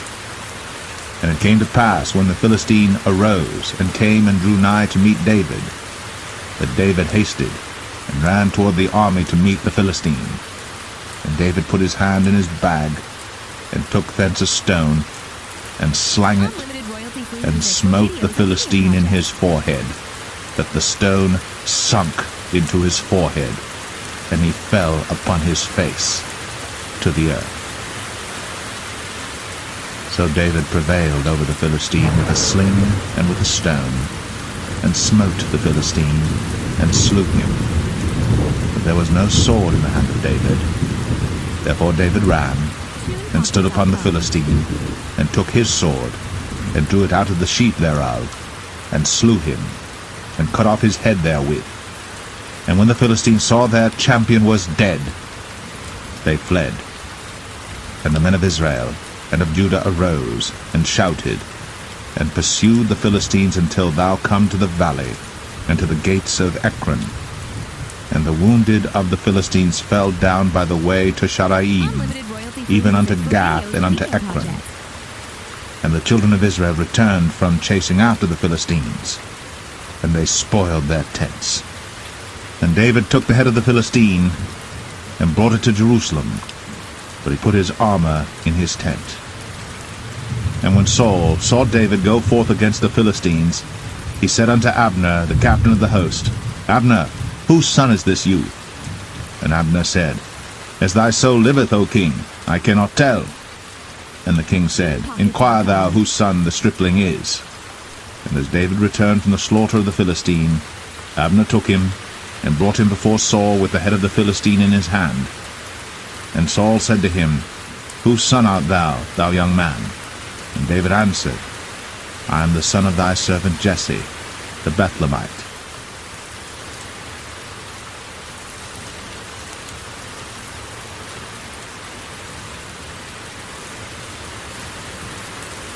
1 Samuel 18. And it came to pass, when he had made an end of speaking unto Saul, that the soul of Jonathan was knit with the soul of David, and Jonathan loved him as his own soul. And Saul took him that day, and would let him go no more home to his father's house. Then Jonathan and David made a covenant, because he loved him as his own soul. And Jonathan stripped himself of the robe that was upon him, and gave it to David, and his garments, even to his sword, and to his bow, and to his girdle. And David went out whithersoever Saul sent him, and behaved himself wisely. And Saul set him over the men of war, and he was accepted in the sight of all the people, and also in the sight of Saul's servants. And it came to pass, as they came, when David was returned from the slaughter of the Philistine, that women came out of all cities of Israel, singing and dancing to meet King Saul, with tabrets, with joy, and with instruments of music. And the women answered one another as they played, and said, Saul hath slain his thousands, and David his 10,000s. And Saul was very wroth. And the saying displeased him, and he said, They have ascribed unto David 10,000s, and to me they have ascribed but thousands. And what can he have more but the kingdom? And Saul eyed David from that day and forward. And it came to pass on the morrow that the evil spirit from God came upon Saul, and he prophesied in the midst of the house. And David played with his hand, as at other times. And there was a javelin in Saul's hand. And Saul cast the javelin, for he said, I will smite David even to the wall with it. And David avoided out of his presence twice. And Saul was afraid of David, because the Lord was with him, and was departed from Saul. Therefore Saul removed him from him, and made him his captain over 1,000. And he went out and came in before the people. And David behaved himself wisely in all his ways, and the Lord was with him. Wherefore when Saul saw that he behaved himself very wisely, he was afraid of him. But all Israel and Judah loved David, because he went out and came in before them. And Saul said to David, Behold my elder daughter Merab, her will I give thee to wife. Only be thou valiant for me, and fight the Lord's battles. For Saul said, Let not mine hand be upon him, but let the hand of the Philistines be upon him. And David said unto Saul, Who am I, and what is my life, or my father's family in Israel, that I should be son-in-law to the king? But it came to pass at the time when Merab, Saul's daughter, should have been given to David, that she was given unto Adriel, the Maholathite, to wife. And Michal, Saul's daughter, loved David. And they told Saul, and the thing pleased him. And Saul said, I will give him her, that she may be a snare to him, and that the hand of the Philistines may be against him. Wherefore Saul said to David, Thou shalt this day be my son-in-law in the one of the twain. And Saul commanded his servants, saying, Commune with David secretly, and say, Behold, the king hath delight in thee, and all his servants love thee. Now therefore be the king's son-in-law. And Saul's servants spake those words in the ears of David. And David said, Seemeth it to you a light thing to be a king's son-in-law, seeing that I am a poor man, and lightly esteemed? And the servants of Saul told him, saying, On this manner spake David. And Saul said, Thus shall ye say to David, The king desireth not any dowry, but 100 foreskins of the Philistines to be avenged of the king's enemies. But Saul thought to make David fall by the hand of the Philistines. And when his servants told David these words, it pleased David well to be the king's son-in-law, and the days were not expired. Wherefore David arose, and went, he and his men, and slew of the Philistines 200 men. And David brought their foreskins, and they gave them in full tale to the king, that he might be the king's son-in-law. And Saul gave him Michal his daughter to wife. And Saul saw and knew that the Lord was with David, and that Michal, Saul's daughter, loved him. And Saul was yet the more afraid of David, and Saul became David's enemy continually. Then the princes of the Philistines went forth, and it came to pass after they went forth that David behaved himself more wisely than all the servants of Saul, so that his name was much set by.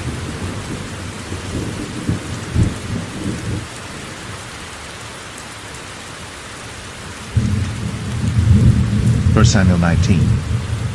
And Saul spake to Jonathan his son, and to all his servants, that they should kill David. But Jonathan Saul's son delighted much in David. And Jonathan told David, saying, Saul my father seeketh to kill thee. Now therefore I pray thee, take heed to thyself until the morning, and abide in a secret place, and hide thyself. And I will go out and stand beside my father in the field where thou art, and I will commune with my father of thee, and what I see, that I will tell thee.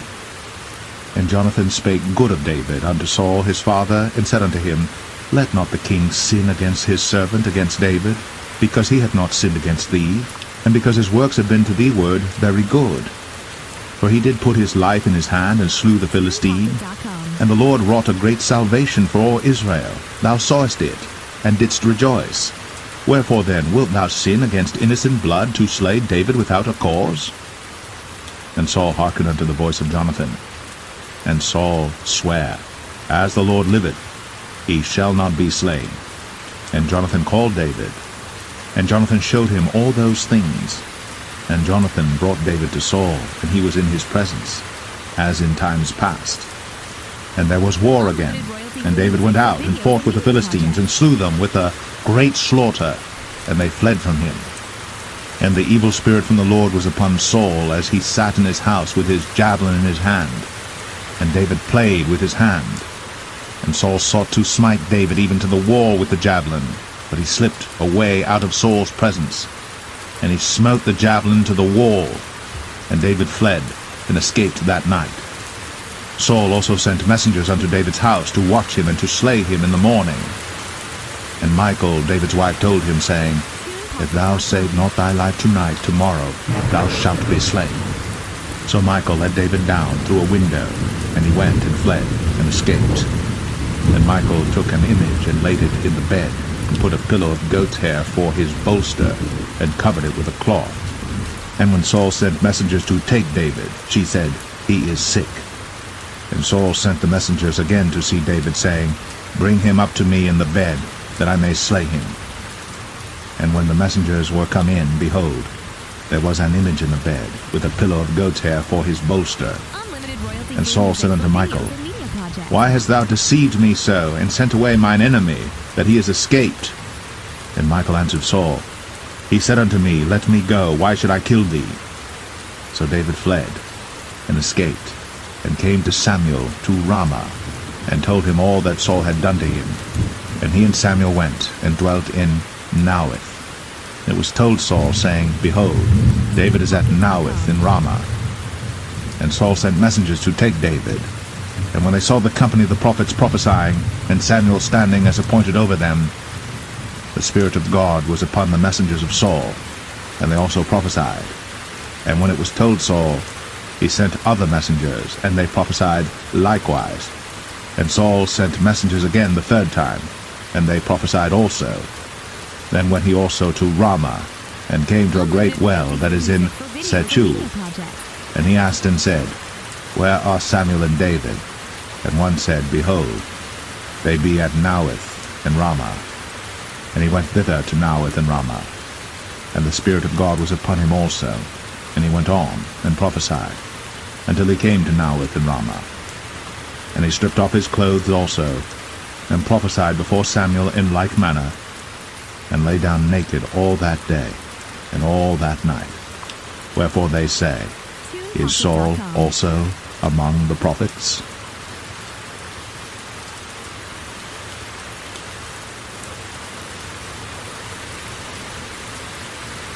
1 Samuel 20. And David fled from Naueth in Ramah, and came and said before Jonathan, What have I done? What is mine iniquity? And what is my sin before thy father, that he seeketh my life? And he said unto him, God forbid, thou shalt not die. Behold, my father will do nothing either great or small, but that he will show it me. And why should my father hide this thing from me? It is not so. And David sware moreover, and said, Thy father certainly knoweth that I have found grace in thine eyes. And he saith, Let not Jonathan know this, lest he be grieved. But truly as the Lord liveth, and as thy soul liveth, there is but a step between me and death. Then said Jonathan unto David, Whatsoever thy soul desireth, I will even do it for thee. And David said unto Jonathan, Behold, tomorrow is the new moon, and I should not fail to sit with the king at meat, but let me go, that I may hide myself in the field unto the third day at even. If thy father at all miss me, then say, David earnestly asked leave of me that he might run to Bethlehem his city, for there is a yearly sacrifice there for all the family. If he say thus, it is well, thy servant shall have peace. But if he be very wroth, then be sure that evil is determined by him. Therefore thou shalt deal kindly with thy servant, for thou hast brought thy servant into a covenant of the Lord with thee. Notwithstanding, if there be in me iniquity, slay me thyself. For why shouldest thou bring me to thy father? And Jonathan said, Far be it from thee, for if I knew certainly that evil were determined by my father to come upon thee, then would not I tell it thee? Then said David to Jonathan, Who shall tell me? Or what if thy father answer thee roughly? And Jonathan said unto David, Come, and let us go out into the field. And they went out, both of them, into the field. And Jonathan said unto David, O Lord God of Israel, when I have sounded my father about tomorrow any time, or the third day, and behold, if there be good toward David, and I then send not unto thee, and show it thee, the Lord do so, and much more to Jonathan. But if it please my father to do thee evil, then I will show it thee, and send thee away, that thou mayest go in peace. And the Lord be with thee, as he hath been with my father. And thou shalt not only while yet I live show me the kindness of the Lord, that I die not, but also thou shalt not cut off thy kindness from my house forever, no, not when the Lord hath cut off the enemies of David every one from the face of the earth. So Jonathan made a covenant with the house of David, saying, Let the Lord even require it at the hand of David's enemies. And Jonathan caused David to swear again, because he loved him, for he loved him as he loved his own soul. Then Jonathan said to David, Tomorrow is the new moon, and thou shalt be missed, because thy seat will be empty. And when thou hast stayed 3 days, then thou shalt go down quickly, and come to the place where thou didst hide thyself when the business was in hand, and shalt remain by the stone Ezel. And I will shoot 3 arrows on the side thereof, as though I shot at a mark. And behold, I will send a lad, saying, Go, find out the arrows. If I expressly say unto the lad, Behold, the arrows are on this side of thee, take them, then come thou. For there is peace to thee, and no hurt, as the Lord liveth. But if I say thus unto the young man, Behold, the arrows are beyond thee, go thy way, for the Lord hath sent thee away. And as touching the matter which thou and I have spoken of, behold, the Lord be between thee and me forever. So David hid himself in the field. And when the new moon was come, the king sat him down to eat meat. And the king sat upon his seat as at other times, even upon a seat by the wall. And Jonathan arose, and Abner sat by Saul's side, and David's place was empty. Nevertheless Saul spake not anything that day, for he thought, Something hath befallen him. He is not clean. Surely he is not clean. And it came to pass on the morrow, which was the 2nd day of the month, that David's place was empty. And Saul said unto Jonathan his son, Wherefore cometh not the son of Jesse to meat, neither yesterday nor today? And Jonathan answered Saul, David earnestly asked leave of me to go to Bethlehem. And he said, Let me go, I pray thee. For our family hath a sacrifice in the city, and my brother, he hath commanded me to be there. And now, if I have found favor in thine eyes, let me get away, I pray thee, and see my brethren. Therefore he cometh not unto the king's table. Then Saul's anger was kindled against Jonathan. And he said unto him, Thou son of the perverse, rebellious woman, do not I know that thou hast chosen the son of Jesse to thine own confusion, and unto the confusion of thy mother's nakedness? For as long as the son of Jesse liveth upon the ground, thou shalt not be established, nor thy kingdom. Wherefore, now send and fetch him unto me, for he shall surely die. And Jonathan answered Saul his father, and said unto him, Wherefore shall he be slain? What hath he done? And Saul cast a javelin at him to smite him, whereby Jonathan knew that it was determined of his father to slay David. So Jonathan arose from the table in fierce anger, and did eat no meat the 2nd day of the month, for he was grieved for David, because his father had done him shame. And it came to pass in the morning that Jonathan went out into the field at the time appointed with David, and a little lad with him. And he said unto his lad, Run, find out now the arrows which I shoot. And as the lad ran, he shot an arrow beyond him. And when the lad was come to the place of the arrow which Jonathan had shot, Jonathan cried after the lad, and said, Is not the arrow beyond thee? And Jonathan cried out to the lad, Make speed, haste, stay not. And Jonathan's lad gathered up the arrows, and came to his master. But the lad knew not anything, only Jonathan and David knew the matter. And Jonathan gave his artillery unto his lad, and said unto him, Go, carry them to the city. And as soon as the lad was gone, David arose out of a place toward the south, and fell on his face to the ground, and bowed himself 3 times. And they kissed one another, and wept one with another, until David exceeded. And Jonathan said to David, Go in peace, for as much as we have sworn both of us in the name of the Lord, saying, The Lord be between me and thee, and between my seed and thy seed forever. And he arose, and departed. And Jonathan went into the city.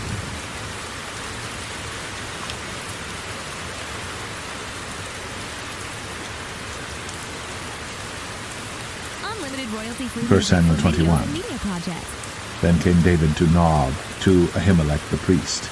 And Ahimelech was afraid at the meeting of David, and said unto him, Why art thou alone, and no man with thee? And David said unto Ahimelech the priest, The king hath commanded me a business, and hath said unto me, Let no man know anything of the business whereabout I send thee, and what I have commanded thee. And I have appointed my servants to such and such a place. Now therefore, what is under thine hand? Give me 5 loaves of bread in mine hand, or what there is present. And the priest answered David and said, There is no common bread under mine hand, but there is hallowed bread, if the young men have kept themselves at least from women. And David answered the priest and said unto him, Of a truth, women have been kept from us about these 3 days, since I came out. And the vessels of the young men are holy, and the bread is in a manner common, yea, though it was sanctified this day in the vessel. So the priests gave him hallowed bread, for there was no bread there but the showbread that was taken from before the Lord, to put hot bread in the day when it was taken away. Now a certain man of the servants of Saul was there that day, detained before the Lord, and his name was Doeg, an Edomite, the chiefest of the herdmen that belonged to Saul. And David said unto Ahimelech, And is there not here under thine hand spear or sword? For I have neither brought my sword nor my weapons with me, because the king's business required haste. And the priest said, The sword of Goliath the Philistine, whom thou slewest in the valley of Elah, behold, it is here, wrapped in a cloth behind the ephod. If thou wilt take that, take it, for there is no other save that here. And David said, There is none like that, give it me. And David arose, and fled that day for fear of Saul, and went to Achish, the king of Gath. And the servants of Achish said unto him, Is not this David the king of the land? Did they not sing one to another of him in dances, saying, Saul hath slain his thousands, and David his 10,000s? And David laid up these words in his heart, and was sore afraid of Achish, the king of Gath. And he changed his behavior before them, and feigned himself mad in their hands, and scrabbled on the doors of the gate, and let his spittle fall down upon his beard. Then said Achish unto his servants, Lo, ye see the man is mad. Wherefore then have ye brought him to me? Have I need of madmen, that ye have brought this fellow to play the madman in my presence? Shall this fellow come into my house?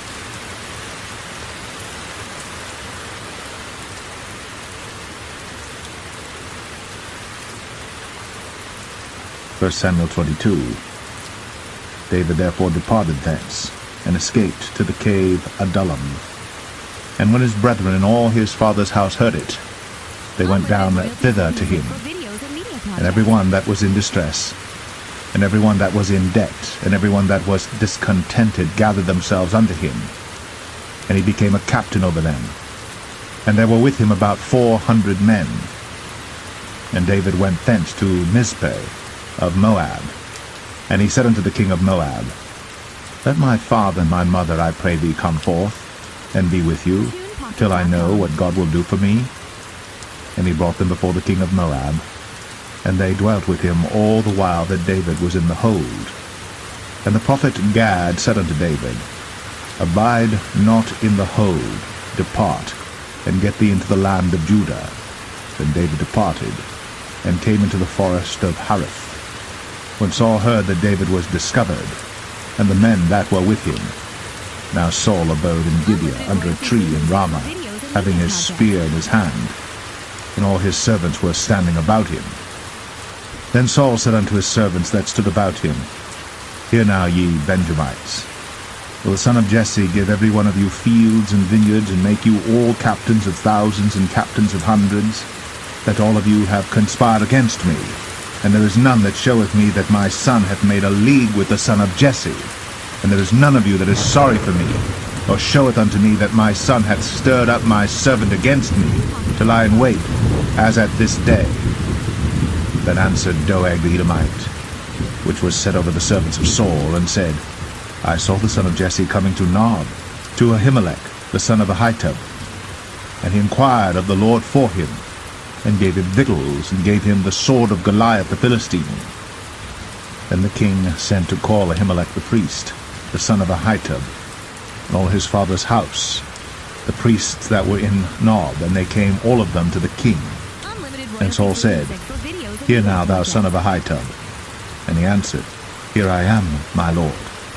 And Saul said unto him, Why have ye conspired against me, thou and the son of Jesse, in that thou hast given him bread and a sword, and hast inquired of God for him, that he should rise against me to lie in wait, as at this day? Then Ahimelech answered the king, and said, And who is so faithful among all thy servants as David, which is the king's son-in-law, and goeth at thy bidding, and is honorable in thine house? Did I then begin to inquire of God for him? Be it far from me. Let not the king impute anything unto his servant, nor to all the house of my father. For thy servant knew nothing of all this, less or more. And the king said, Thou shalt surely die, Ahimelech, thou, and all thy father's house.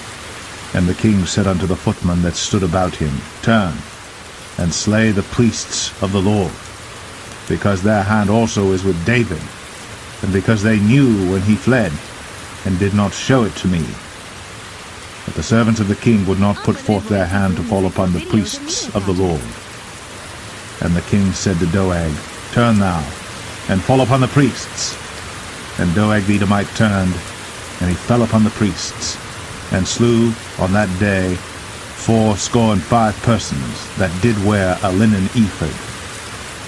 And Nob, the city of the priests, smote he with the edge of the sword, both men and women, children and sucklings, and oxen and asses, and sheep, with the edge of the sword. And one of the sons of Ahimelech, the son of Ahitub, named Abiathar, escaped, and fled after David. And Abiathar showed David that Saul had slain the Lord's priests. And David said unto Abiathar, I knew it that day when Doeg the Edomite was there, that he would surely tell Saul, I have occasioned the death of all the persons of thy father's house. Abide thou with me. Fear not, for he that seeketh my life seeketh thy life. But with me thou shalt be in safeguard.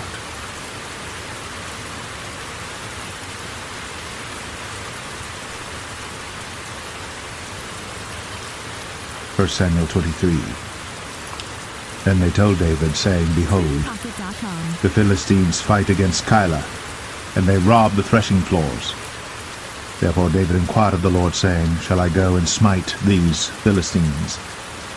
And the Lord said unto David, Go, and smite the Philistines, and save Keilah.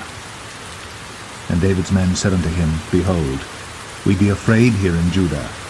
How much more then if we come to Keilah against the armies of the Philistines? Then David inquired of the Lord yet again. And the Lord answered him and said, Arise, go down to Keilah, for I will deliver the Philistines into thine hand. So David and his men went to Keilah, and fought with the Philistines, and brought away their cattle, and smote them with a great slaughter. So David saved the inhabitants of Keilah. And it came to pass, when Abiathar, the son of Ahimelech, fled to David to Keilah, that he came down with an ephod in his hand. And it was told Saul that David was come to Keilah, And Saul said, God hath delivered him into mine hand, for he is shut in by entering into a town that hath gates and bars. And Saul called all the people together to war, to go down to Keilah, to besiege David and his men. And David knew that Saul secretly practiced mischief against him. And he said to Abiathar the priest, Bring hither the ephod. Then said David, O Lord God of Israel, thy servant hath certainly heard that Saul seeketh to come to Keilah, to destroy the city for my sake. Will the men of Keilah deliver me up into his hand? Will Saul come down as thy servant hath heard? O Lord God of Israel, I beseech thee, tell thy servant. And the Lord said, He will come down. Then said David, Will the men of Keilah deliver me and my men into the hand of Saul? And the Lord said, They will deliver thee up. Then David and his men, which were about 600, arose, and departed out of Keilah, and went whithersoever they could go. And it was told Saul that David was escaped from Keilah, and he forbare to go forth. And David abode in the wilderness in strongholds, and remained in a mountain in the wilderness of Ziph. And Saul sought him every day, but God delivered him not into his hand. And David saw that Saul was come out to seek his life. And David was in the wilderness of Ziph in a wood. And Jonathan, Saul's son, arose, and went to David into the wood, and strengthened his hand in God. And he said unto him, Fear not, but the hand of Saul my father shall not find thee, and thou shalt be king over Israel, and I shall be next unto thee, and that also Saul my father knoweth. And they two made a covenant before the Lord.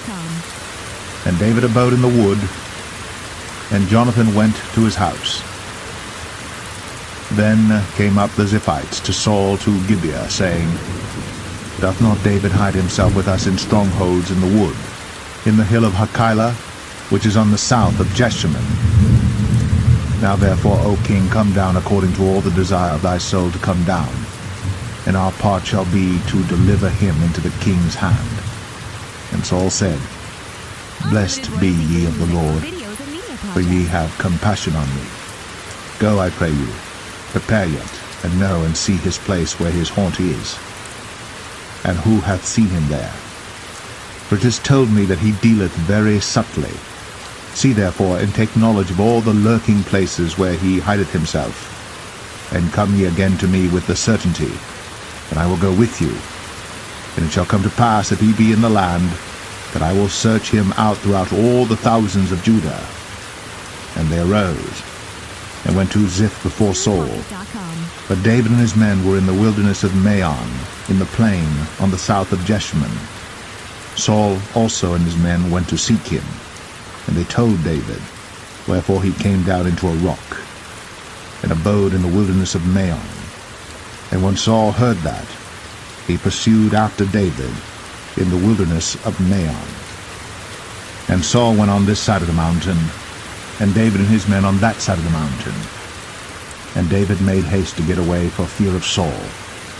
For Saul and his men compassed David and his men round about to take them. But there came a messenger unto Saul, saying, Haste thee, and come, for the Philistines have invaded the land. Wherefore Saul returned from pursuing after David, and went against the Philistines. Therefore they called that place Selah Hamaleketh. And David went up from thence, and dwelt in strongholds at En-gedi.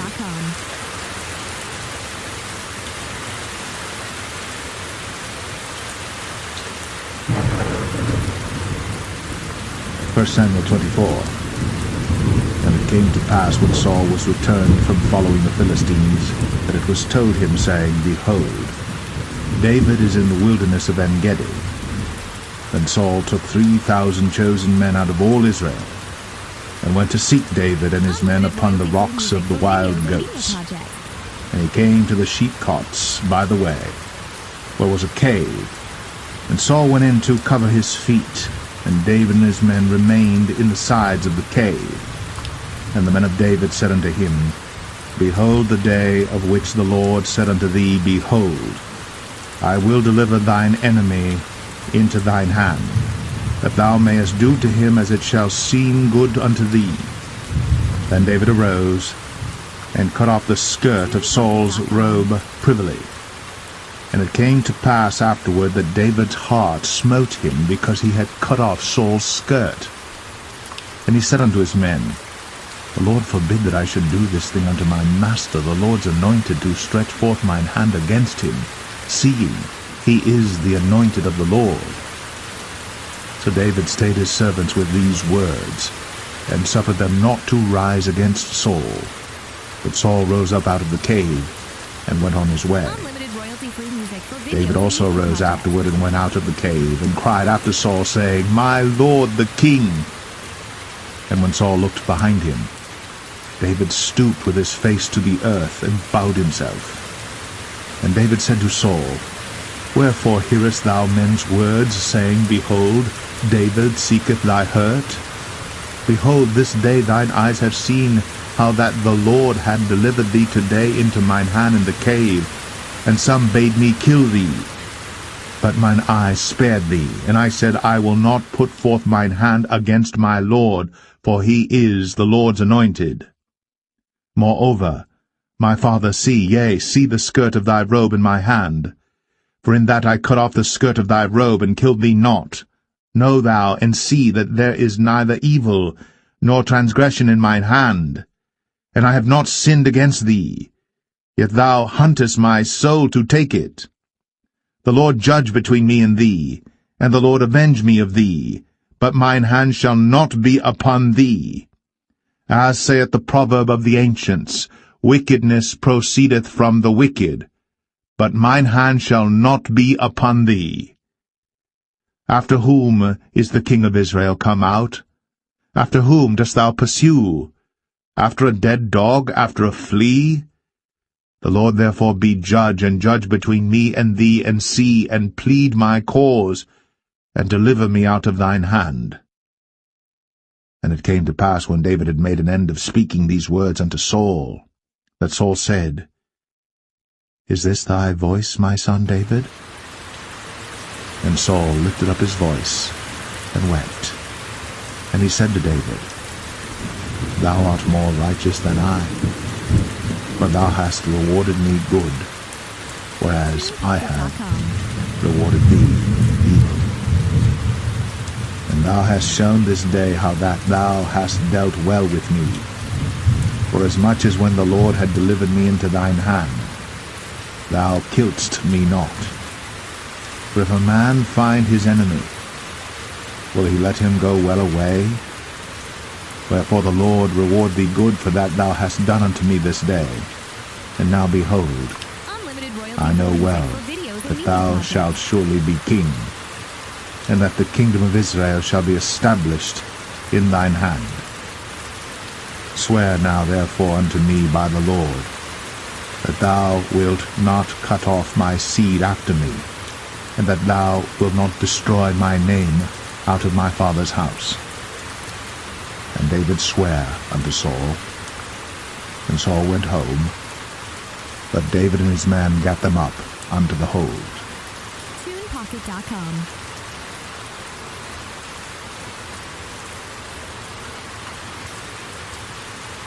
1 Samuel 25. And Samuel died, and all the Israelites were gathered together, and lamented him, and buried him in his house at Ramah. And David arose, and went down to the wilderness of Paran. And there was a man in Maon, whose possessions were in Carmel, and the man was very great. And he had 3,000 sheep and 1,000 goats. And he was shearing his sheep in Carmel. Now the name of the man was Nabal, and the name of his wife Abigail. And she was a woman of good understanding, and of a beautiful countenance. But the man was churlish, and evil in his doings, and he was of the house of Caleb. And David heard in the wilderness that Nabal did shear his sheep. And David sent out 10 young men, and David said unto the young men, Get you up to Carmel, and go to Nabal, and greet him in my name. And thus shall ye say to him that liveth in prosperity, Peace be both to thee, and peace be to thine house, and peace be unto all that thou hast. And now I have heard that thou hast shearers. Now thy shepherds which were with us, we hurt them not, neither was there aught missing unto them all the while they were in Carmel. Ask thy young men, and they will show thee. Wherefore let the young men find favor in thine eyes, for we come in a good day. Give, I pray thee, whatsoever cometh to thine hand unto thy servants, and to thy son David. And when David's young men came, they spake to Nabal according to all those words in the name of David, and ceased. And Nabal answered David's servants, and said, Who is David? And who is the son of Jesse? There be many servants nowadays that break away every man from his master. Shall I then take my bread and my water and my flesh that I have killed for my shearers, and give it unto men whom I know not whence they be? So David's young men turned their way, and went again, and came and told him all those sayings. And David said unto his men, Gird ye on every man his sword. And they girded on every man his sword. And David also girded on his sword. And there went up after David about 400 men, and 200 abode by the stuff. But one of the young men told Abigail, Nabal's wife, saying, Behold, David sent messengers out of the wilderness to salute our master, and he railed on them. But the men were very good unto us, and we were not hurt, neither missed we anything as long as we were conversant with them when we were in the fields. They were a wall unto us both by night and day. All the while we were with them keeping the sheep. Now therefore know and consider what thou wilt do, for evil is determined against our master, and against all his household. For he is such a son of Belial, that a man cannot speak to him. Then Abigail made haste, and took 200 loaves and 2 bottles of wine, and 5 sheep ready dressed, and 5 measures of parched corn, and 100 clusters of raisins, and 200 cakes of figs, and laid them on asses. And she said unto her servants, Go on before me, behold, I come after you. But she told not her husband Nabal. And it was so, as she rode on the ass, that she came down by the covert of the hill, and behold, David and his men came down against her, and she met them. Now David had said, Surely in vain have I kept all that this fellow hath in the wilderness, so that nothing was missed of all that pertained unto him. And he hath requited me evil for good. So, and more also do God unto the enemies of David, if I leave of all that pertain to him by the morning light any that pisseth against the wall.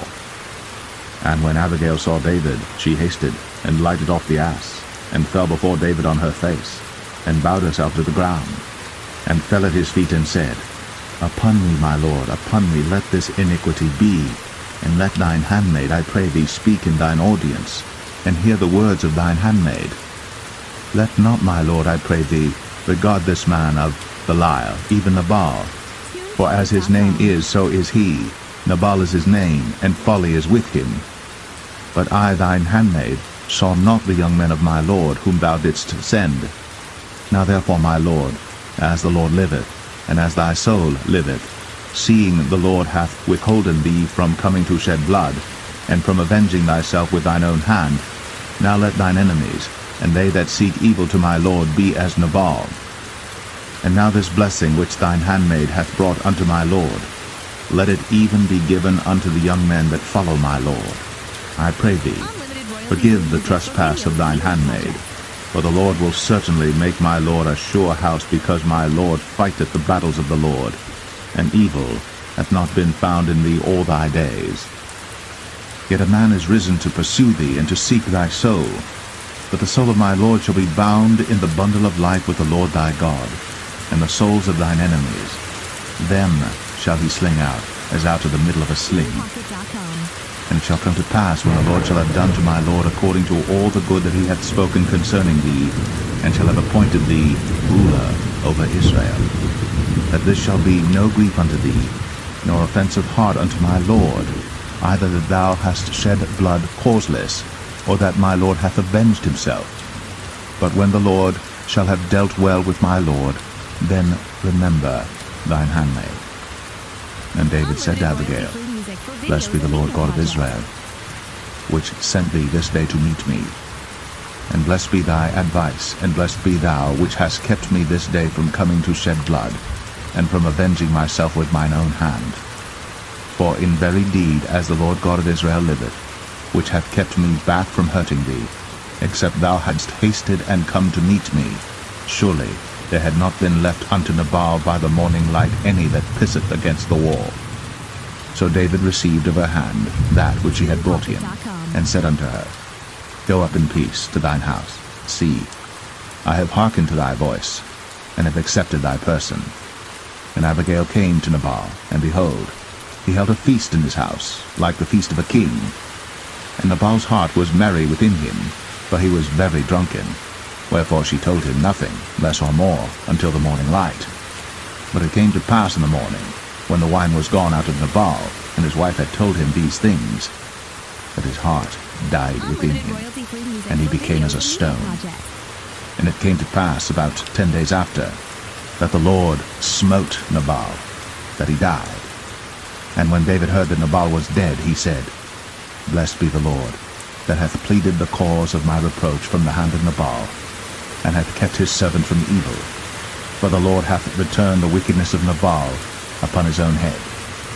And David sent and communed with Abigail, to take her to him to wife. And when the servants of David were come to Abigail to Carmel, they spake unto her, saying, David sent us unto thee, to take thee to him to wife. And she arose, and bowed herself on her face to the earth, and said, Behold, let thine handmaid be a servant to wash the feet of the servants of my lord. And Abigail hasted, and arose, and rode upon an ass, with 5 damsels of hers that went after her. And she went after the messengers of David, and became his wife. David also took Ahinoam of Jezreel, and they were also both of them his wives. But Saul had given Michal his daughter, David's wife, to Phalti, the son of Laish, which was of Galim.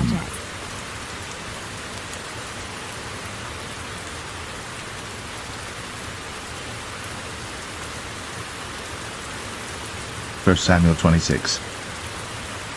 And the Ziphites came unto Saul to Gibeah, saying, Doth not David hide himself in the hill of Hachilah, which is before Jeshimon?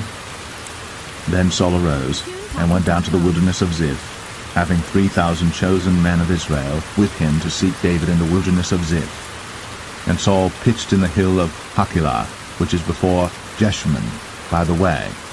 But David abode in the wilderness, and he saw that Saul came after him into the wilderness. David therefore sent out spies, and understood that Saul was come in very deed. And David arose, and came to the place where Saul had pitched. And David beheld the place where Saul lay, and Abner the son of Ner, the captain of his host. And Saul lay in the trench, and the people pitched round about him. Then answered David, and said to Ahimelech the Hittite, and to Abishai, the son of Zeruiah, brother to Joab, saying, Who will go down with me to Saul to the camp? And Abishai said, I will go down with thee. So David and Abishai came to the people by night, and behold, Saul lay sleeping within the trench, and his spear stuck in the ground at his bolster. But Abner and the people lay round about him. Then said Abishai to David, God hath delivered thine enemy into thine hand this day. Now therefore let me smite him, I pray thee, with the spear even to the earth at once, and I will not smite him the second time. And David said to Abishai, Destroy him not, for who can stretch forth his hand against the Lord's anointed, and be guiltless? David said furthermore, As the Lord liveth, the Lord shall smite him, or his day shall come to die, or he shall descend into battle and perish.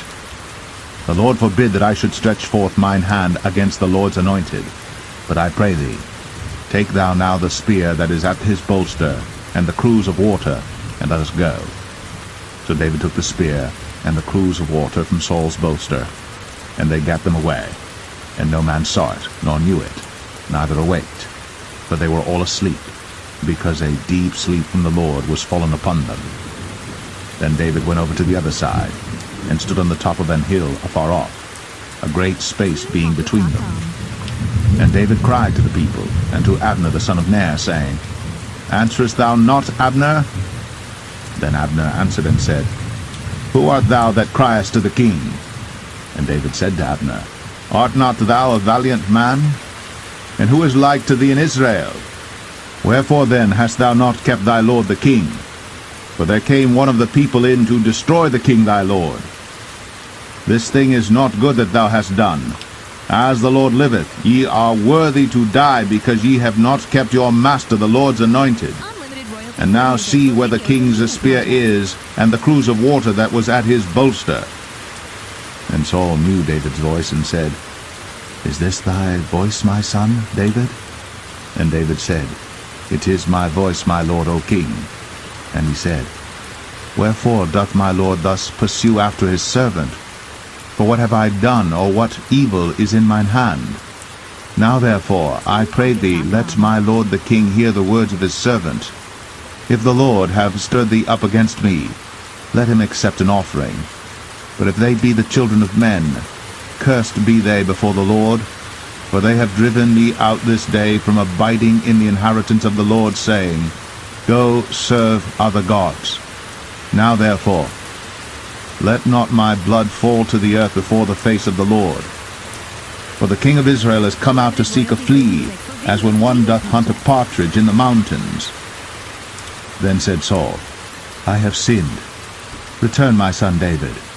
For I will no more do thee harm, because my soul was precious in thine eyes this day. Behold, I have played the fool, and have erred exceedingly. And David answered and said, Behold the king's spear, and let one of the young men come over and fetch it. The Lord render to every man his righteousness and his faithfulness. For the Lord delivered thee into my hand today. But I would not stretch forth mine hand against the Lord's anointed. And behold, as thy life was much set by this day in mine eyes, so let my life be much set by in the eyes of the Lord, and let him deliver me out of all tribulation. Then Saul said to David, Blessed be thou, my son David. Thou shalt both do great things, and also shalt still prevail. So David went on his way, and Saul returned to his place.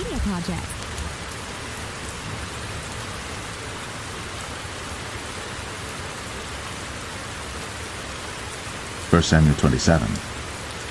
And David said in his heart, I shall now perish one day by the hand of Saul. There is nothing better for me than that I should speedily escape into the land of the Philistines, and Saul shall despair of me, to seek me any more in any coast of Israel. So shall I escape out of his hand. And David arose, and he passed over with the 600 men that were with him unto Achish, the son of Maoch, king of Gath. And David dwelt with Achish at Gath, he and his men, every man with his household, even David with his 2 wives, Ahinoam the Jezreelitess, and Abigail the Carmelitess, Nabal's wife. And it was told Saul that David was fled to Gath, and he sought no more again for him. And David said unto Achish, If I have now found grace in thine eyes, let them give me a place in some town in the country, that I may dwell there. For why should thy servant dwell in the royal city with thee? Then Achish gave him Ziklag that day. Wherefore Ziklag pertaineth unto the kings of Judah unto this day. And the time that David dwelt in the country of the Philistines was a full year and 4 months. And David and his men went up, and invaded the Geshurites, and the Gezrites, and the Amalekites. For those nations were of old the inhabitants of the land, as thou goest to Shur, even unto the land of Egypt. And David smote the land, and left neither man nor woman alive, and took away the sheep and the oxen, and the asses, and the camels, and the apparel, and returned and came to Achish. And Achish said, Whither have ye made a road today? And David said, Against the south of Judah, and against the south of the Jerahmeelites, and against the south of the Kenites. And David saved neither man nor woman alive, to bring tidings to Gath, saying, Lest they should tell on us, saying, So did David, and so will be his manner all the while he dwelleth in the country of the Philistines. And Achish believed David, saying, He hath made his people Israel utterly to abhor him. Therefore he shall be my servant forever.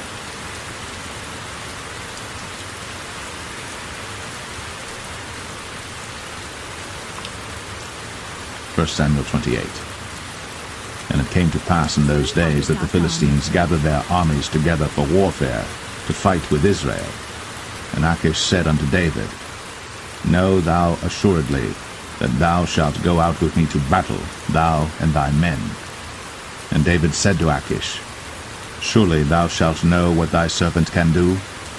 And Achish said to David, Therefore will I make thee keeper of mine head forever. Now Samuel was dead, and all Israel had lamented him and buried him in Ramah, even in his own city. And Saul had put away those that had familiar spirits, and the wizards out of the land. And the Philistines gathered themselves together, and came and pitched in Shunem. And Saul gathered all Israel together, and they pitched in Gilboa. And when Saul saw the host of the Philistines, he was afraid, and his heart greatly trembled. And when Saul inquired of the Lord answered him not, neither by dreams, nor by Urim, nor by prophets.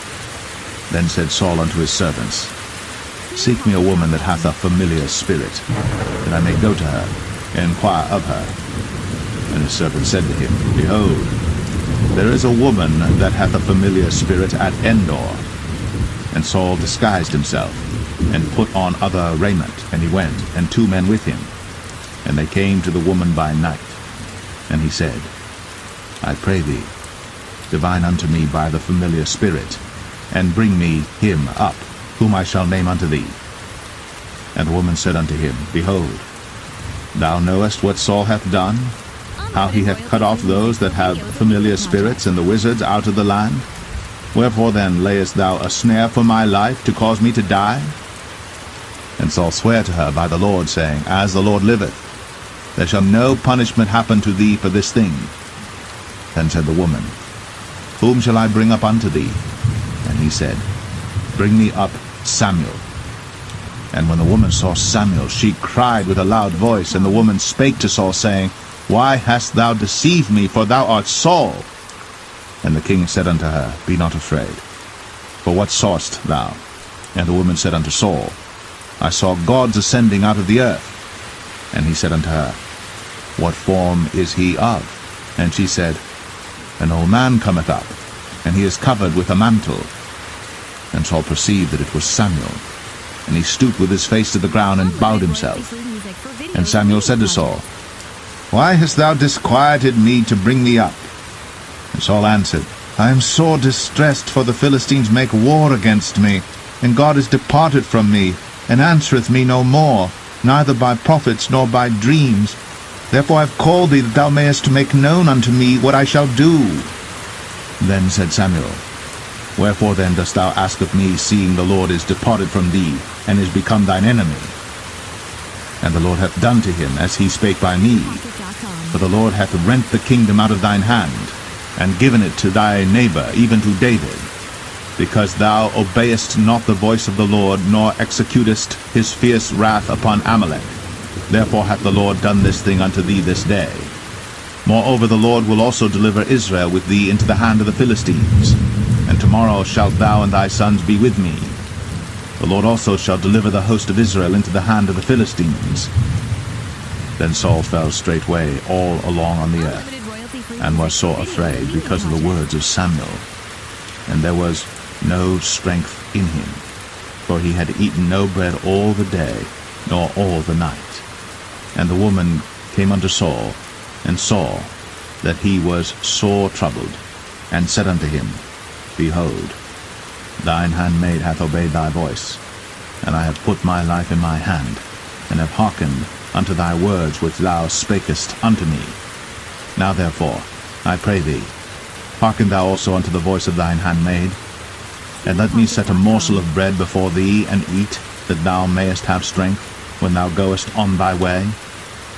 But he refused, and said, I will not eat. But his servants, together with the woman, compelled him, and he hearkened unto their voice. So he arose from the earth, and sat upon the bed. And the woman had a fat calf in the house, and she hasted and killed it, and took flour and kneaded it, and did bake unleavened bread thereof. And she brought it before Saul, and before his servants, and they did eat. Then they rose up, and went away that night. royalty-free music for videos and media projects.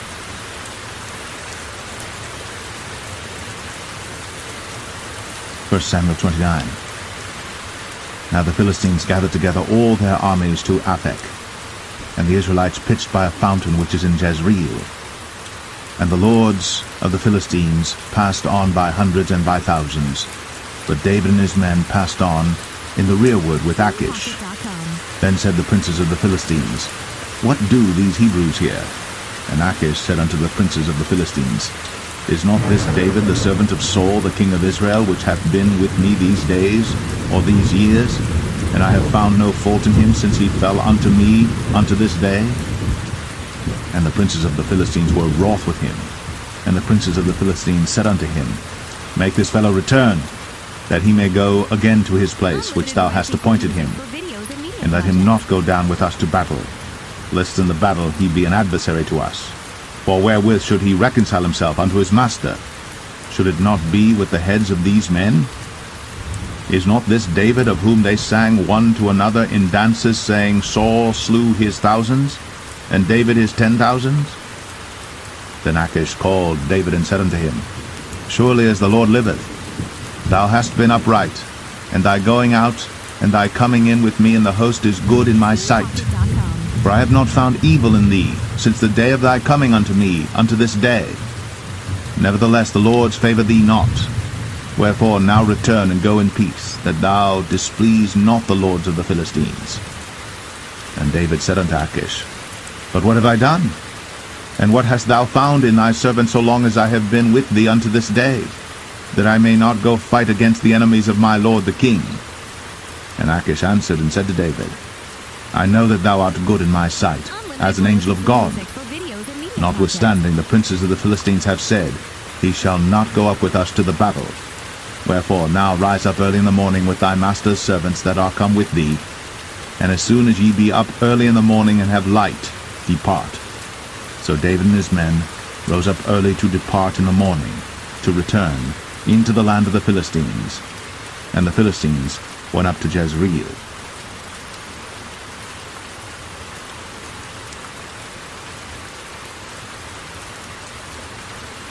First Samuel 30.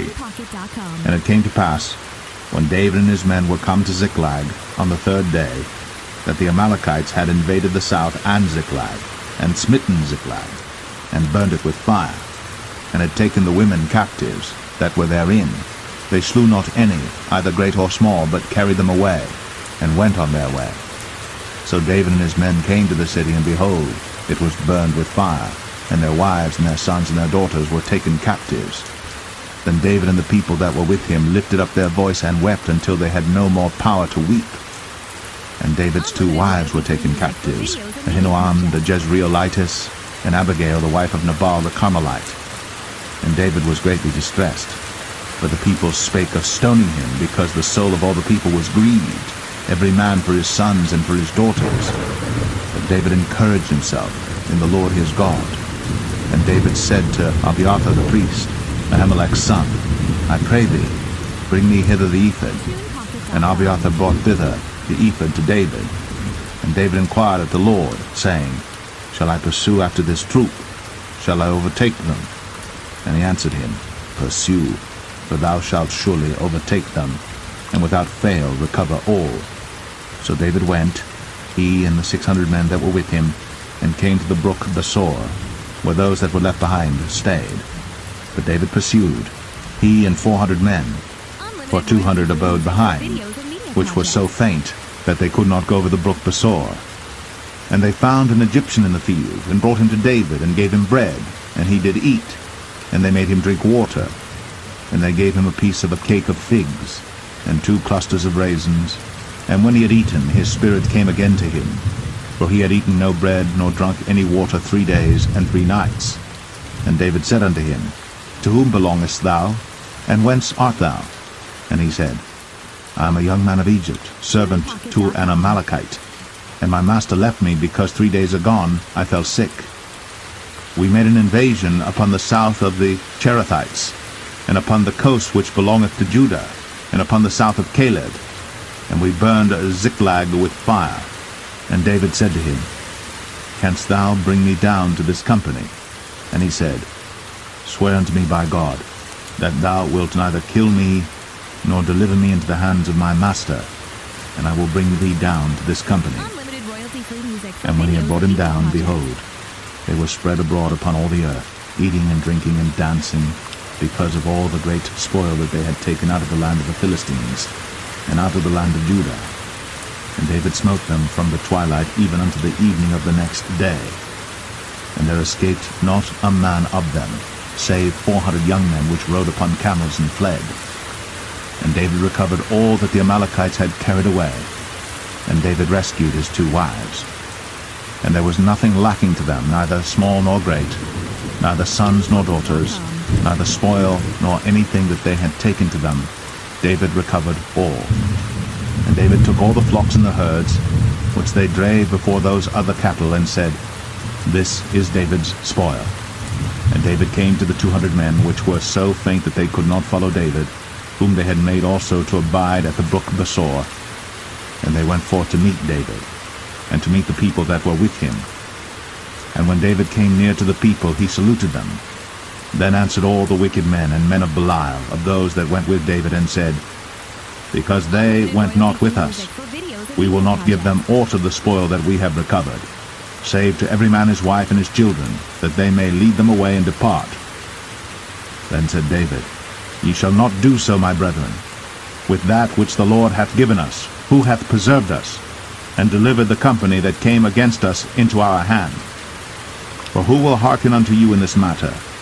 But as his part is that goeth down to the battle, so shall his part be that tarrieth by the stuff. They shall part alike.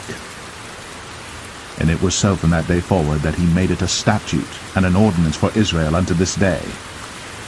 And when David came to Ziklag, he sent of the spoil unto the elders of Judah, even to his friends, saying, Behold, a present for you of the spoil of the enemies of the Lord, to them which were in Bethel, and to them which were in South Ramoth, and to them which were in Jatir, and to them which were in Aroer, and to them which were in Sifmoth, and to them which were in Eshtemoa, and to them which were in Rakal, and to them which were in the cities of the Jerahmeelites, and to them which were in the cities of the Kenites, and to them which were in Hormah, and to them which were in Chor-Ashan, and to them which were in Athak, and to them which were in Hebron, and to all the places where David himself and his men were wont to haunt.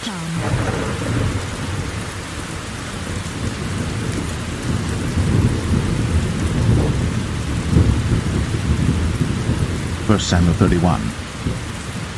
Now the Philistines fought against Israel, and the men of Israel fled from before the Philistines, and fell down slain in Mount Gilboa. And the Philistines followed hard upon Saul and upon his sons.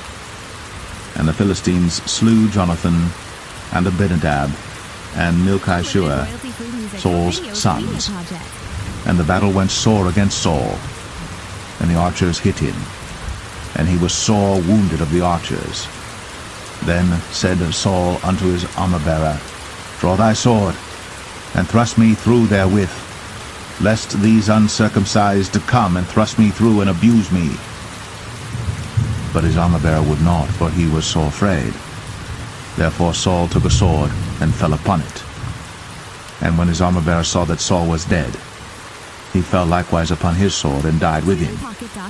So Saul died, and his 3 sons, and his armor-bearer, and all his men, that same day together. And when the men of Israel that were on the other side of the valley, and they that were on the other side, Jordan, saw that the men of Israel fled, and that Saul and his sons were dead, they forsook the cities and fled. And the Philistines came and dwelt in them. And it came to pass on the morrow, when the Philistines came to strip the slain, that they found Saul and his 3 sons fallen in Mount Gilboa. And they cut off his head, and stripped off his armor, and sent into the land of the Philistines round about to publish it in the house of their idols, and among the people. And they put his armor in the house of Ashtoreth, and they fastened his body to the wall of Bethshan.